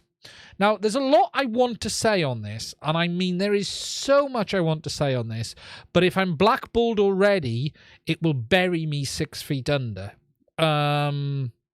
But what I will say is DJI do tend, or companies do tend to do multiple different types of agreements with people. And there are agreements where you review, and there are promotion agreements. And what I would say is just look at some of the videos you see, if they are reviews or are they marketing. And I'm not saying these people are employed. I'm not saying they're out and out paid, but DJI have always used a fair number of people to spread the word, and if you do that, there are some benefits to it. You might find they get early access to early release firmware. They may get access, they're not quite beta testers, but they're not, but they do show stuff before other people. So I would separate off the out-and-out reviews like Jake's and the fantastic people. I enjoy Peter McKinnon's. I enjoyed iPhone's. These guys, I think they all got it right. I think they all got it right. But just be wary of, we're going to show you, you can strap this to it, or let's hit it, or let's fly it into this wall, or let's do this, or let's do that. Some of it is purely engagement, is the term I should be looking at. Engagement is what it is. And people benefit from that. Okay. So, guys, are you ready for something you've not seen anywhere else? Well, you would have seen this anywhere else. I'm talking nonsense. But I'm going to share with you guys something which is new, something you haven't seen before. You've probably seen it, but this is the new version 2 DJI FPV drone. Now this, guys, is going to blow your socks off, because you couldn't imagine what we're going to get here with this, because the FPV drone has been out since earlier part of the year, and it is time for it to have an upgrade. It's already been superseded. There are better products out there. There are better image quality available. And today I'm going to share with you the one and only DJI FPV drone version 2. Now I need to go and get it because it's behind me. But keep your clothes on, as has just been said. Hold your underpants up. And here it is, the new DJI FPV drone version 2. It is better than the original FPV drone because it has a camera that actually works.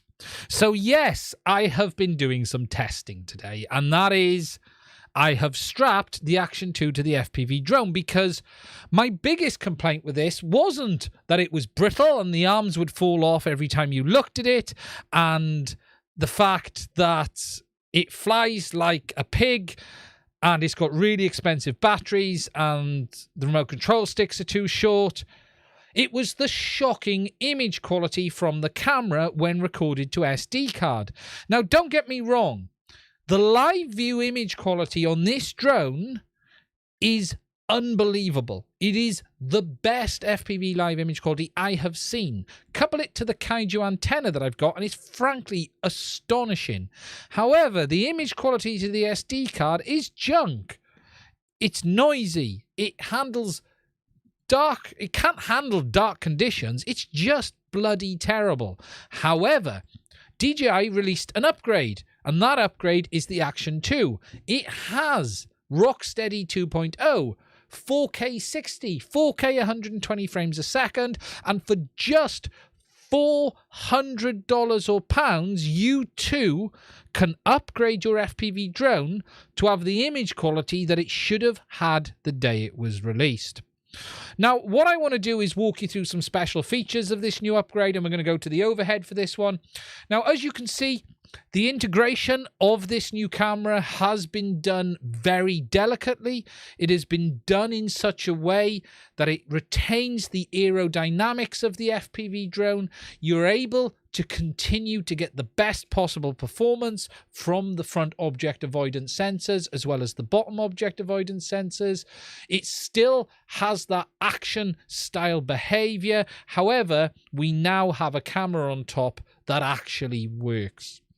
Now, as you can see, yes, I'm not the first to strap it to it, but I have been doing some tests. And what I wanted to really talk about on this is the future of this product as a result of not only the Mavic 3, but also this little camera here. Because the reality is, I think you may see an upgrade to this fairly soon. This drone was sort of designed well before it was released. I knew about this, I think, late in 2020. I'll be honest. I was aware of its existence, and it was quite delayed. And I do think there's a very real possibility that we are going to see an upgrade for this in the future. I will be honest, I would begin to class this product as heading into end of life. And what I mean by that is this. We've had no real updates for this in the last 6 months other than what they were forced to do. DJI have moved on to the Mavic 3 and all of the resources have gone into that. And I think this product is now in that stage which many of DJI's products end up in, of they will float along for another 3 to 6 months until the next model comes. I'll be honest, I haven't flown this extensively, and I flew it today, and I'll be honest, I didn't enjoy it at all. Just, I need longer sticks on the remote. I'm used to having I've been flying the Mambo so much. I just don't like the remote. I really wish I could use a bigger remote with this drone. It might fly a bit better. I also don't like how it handles. It's not that it's over aggressive, because it's not. It's the weight. At the end of the day, it's that heavy arse end, isn't it? You know.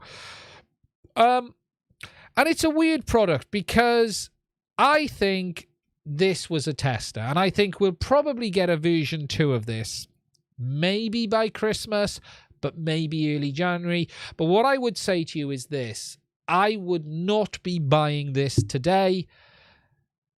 Really, I'd be looking at the Evoke or the Evoke and the Nasal and a couple of other ones, and it's one of those products that really just didn't work. It's very good at what it does, and I still like the fact that you can have the extra safety features. You know, it's got the DJI tech. But for me, it's just too limited by that camera. It really is, as a filming FPV drone.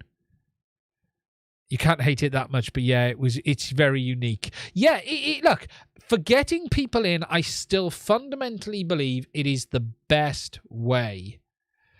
I still think it offers a huge amount of benefits for new pilots. You've got the safety net of the DJI safety systems. You've got return to home. You've got active braking.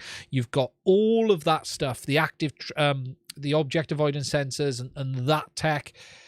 And then it allows you to transition into FPV. The problem is, though, as soon as you transition, you're afraid you're going to break it. And if you get within a foot of a tree, the arm will fall off and you'll end up having to fix it or send it in for repair.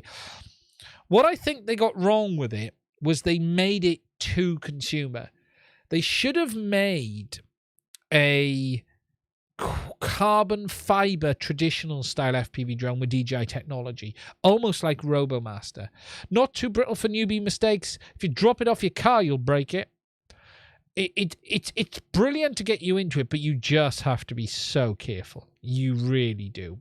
But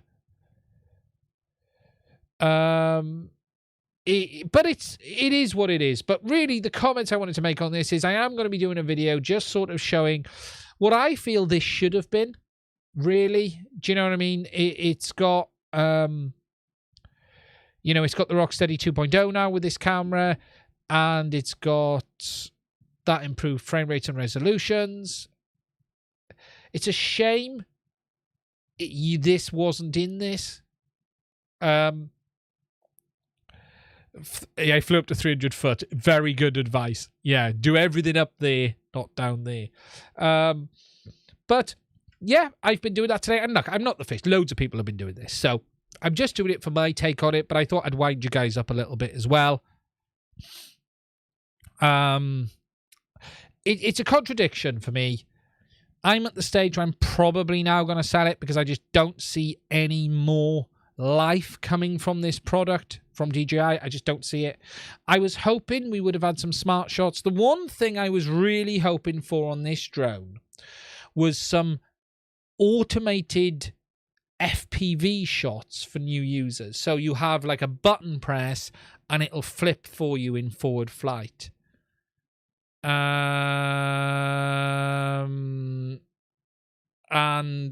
things like that. Some interesting. For me, the biggest disappointment was the image quality. I wasn't expecting to step back from what we've had before. Do I think DJI will release a new ear unit for use with OcuSync 3? I don't know. I don't know if DJI will continue to develop the FPV system. My gut feeling is it's going to be around for a while, but I just don't see it being a market for them. The fact that they've offloaded so much of it now to third parties, I'm just not convinced. I could be wrong. It's not a model DJI have really done in the past. They've had partnerships. So you got the Tilta partnership, which they do on the Ronin series, and now the Action 2. And we've had other stuff. But they usually use things like that as a test bed. The FPV system is a test bed for this product. Jake was DJI head pilot. They don't. Look, I've known a lot of people at DJI for a very long time. I know less there now because there are less there.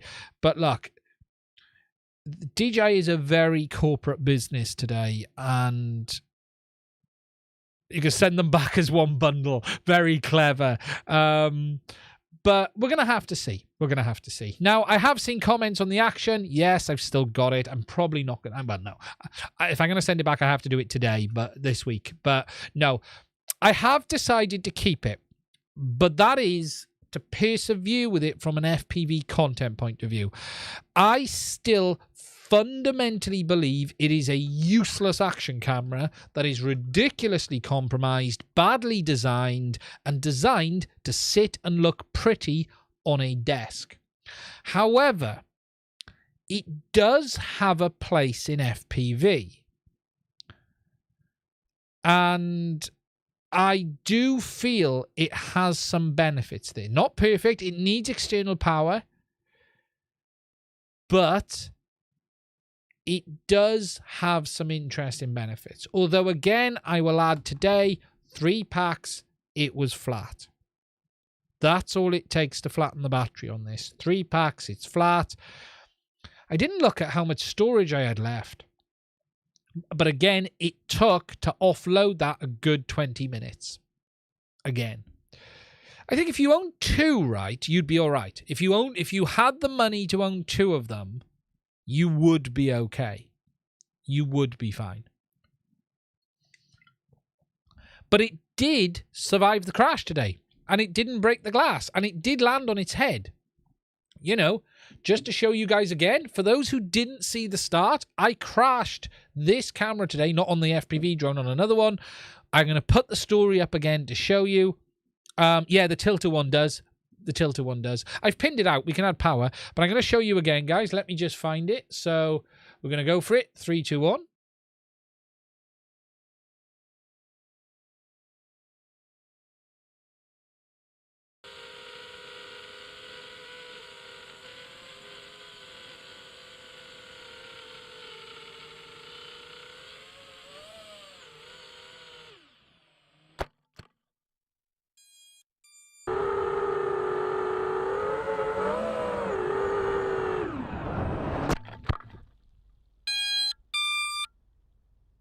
Now, I'll jump back to that, but what the really interesting thing about those 2 pieces of footage, I'm going to put it up again to show you guys, and I'll show you the whole crash. Now, this, I'll just explain it, because I explained at the start. I had a LiPo fail on me today. It just died out of the blue. Now, the first camera footage is the DJI FPV Air unit. The second camera is the Action 2, but with Horizon Steady turned on. So if you watch the footage again, you'll actually see the drone flip and land on the camera, which it did, and you'll see a bit more, and I'll let it play fully. But if you then look at the second footage from Horizon Steady, it doesn't flip because it automatically adjusts, and it's quite impressive. So watch it again. We'll put it back up so you guys can see it. And yeah, it's really interesting to see that Horizon Steady in action. So here we go.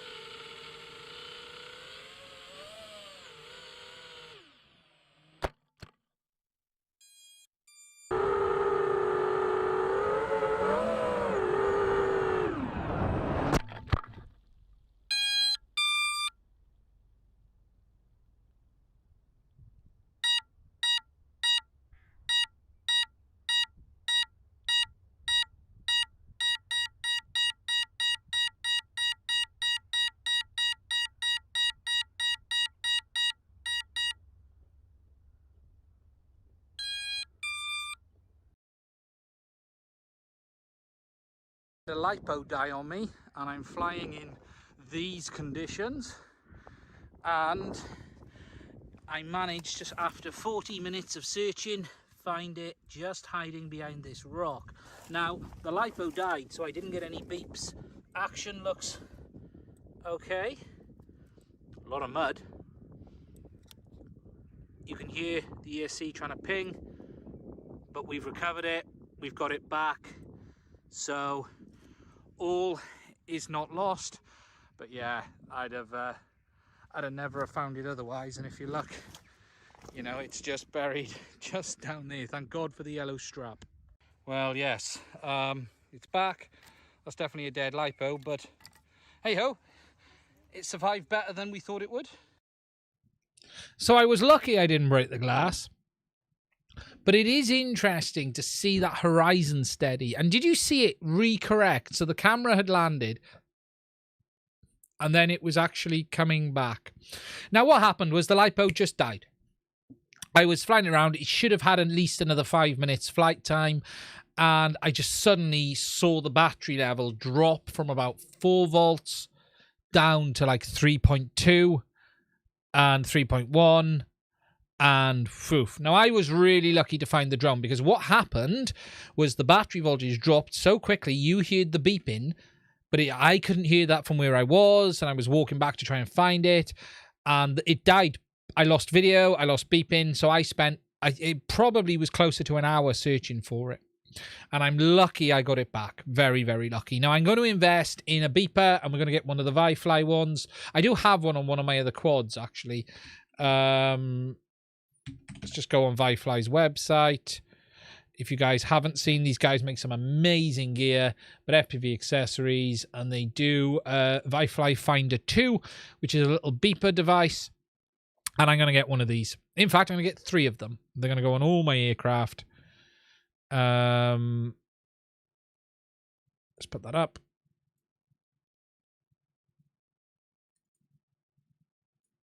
There we go. Oh, you can't hear it. But what do they say? Let me just go backwards.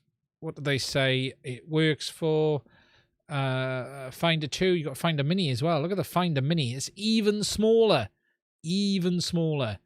But you got the Finder 2. Weight 2.7. Finder Mini 2.7 grams or 5 grams. 100 dB. 7 hours battery life. Light sensor. So, yeah, we're going to get one of these. We're going to get one of these just to stop that happening in future. Where'd you get those yellow straps from? That was the strap on that is a Speedy Bee strap. It comes with the frame. That actually came with the frame. So, yeah. I don't know if Speedy Bee sell them on their website. Could be worth checking them out. They are annoying to turn off all the time. Yes, that's the only downside. After you lose a quad, you'll put beepers on it all. That's the thing in it. Today was a lesson. I was up to my knees in mud. I've lost model on all my aircraft. Didn't need it on my last flight in September. I found it via the LiPo smoke. Yeah, inconsiderately, the LiPo could have gone up, but it didn't. When I checked it back at thing, it was less than 3 volts a cell. It just went, shoo. So she's a goner. She's a goner. And just something really annoying, and this is what was really annoying, and I haven't spoken about this yet. I had a really weird bug on my FPV goggles today. They would not record footage to the SD card in the goggles.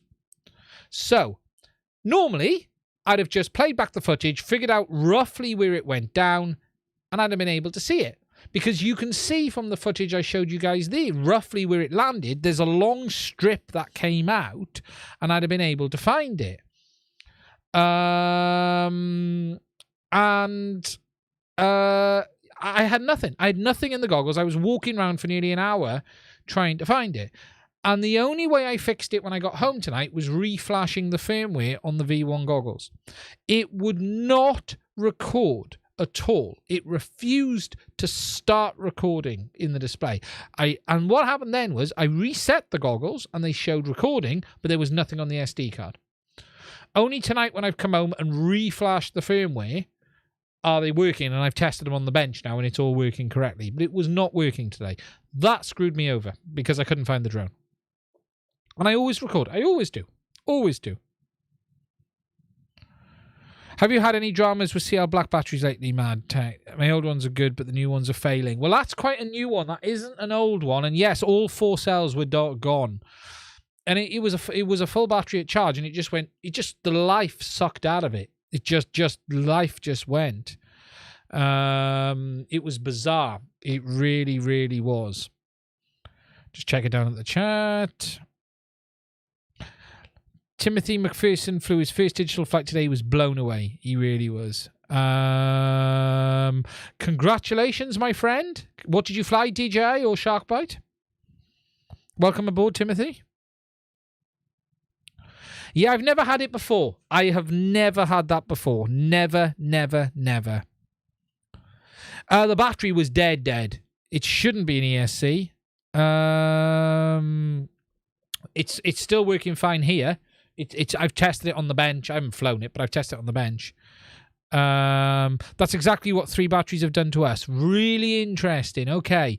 So yeah, literally out of nowhere, it was just gone.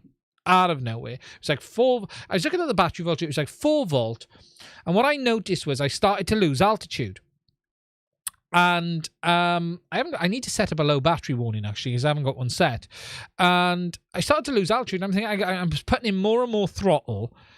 And I then I looked at the battery voltage and I was like, I'm at 3.3 or 3.4 or something at that point. And then it was just straight down. And then as you can see, about 10 foot up, she rolled over and she lost. So, but I got it back. It's fine. It's not broke. It's not smoked. It's done what it's meant to do.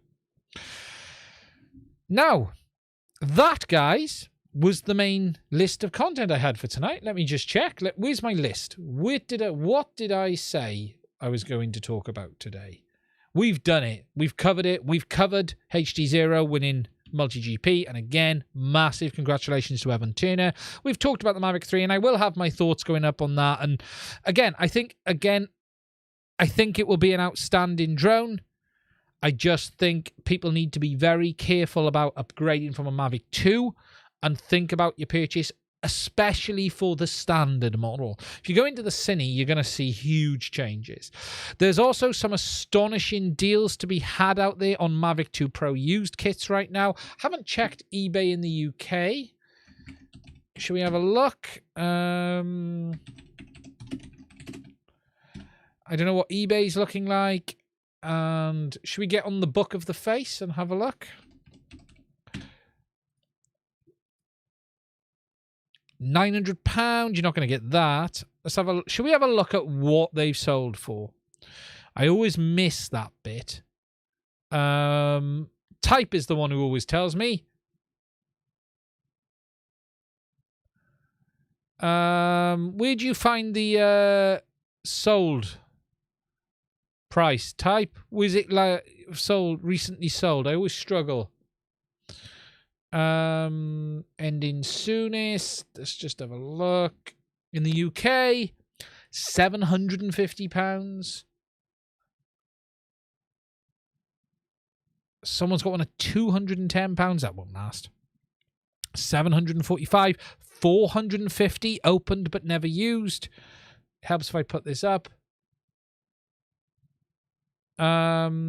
There's some good deals to be had here. Now, these aren't smart controller models, obviously, but still, there's some real good deals to be had here.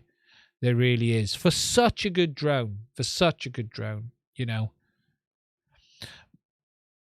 at this. Mavic 2 Pro with Fly More kit is at 1,250 at the moment. That's going to be a good deal. So, yeah, it's a good time to buy. The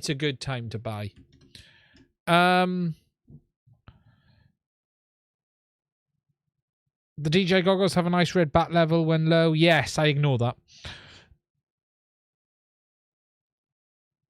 I had the same with the 4S Black Series deep from 3 in seconds. It was like, yeah, it's cold outside. Yeah, it was weird because it wasn't particularly cold today either. It's just the life sucked out of it.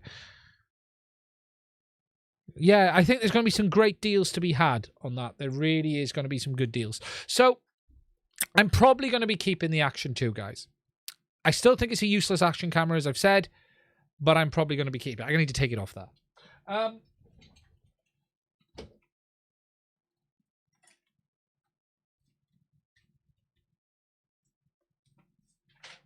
Just the last thing I'm just going to talk about very quickly before we wrap this one up is I'm going to share this on Thingiverse, but I've made some modified plates for the Roma for the shorter cameras. So if I go on the overhead, I've created some plates, camera plates, to replace the original ones, which we've got here, which hold the camera in place to allow you to get the camera further forward, because the HD0 cameras have a very short lens, very, very short lens. In fact, if we have it here, just like the Runcam MIPI, it's a very short camera, and when it sits too far back in the frame and you get the bars. So I've designed some custom plates that allow you to put the camera forward on the Roma. I'm getting that ready for the HD0 camera review, which I'll be doing shortly, but I thought I'd share that with you guys.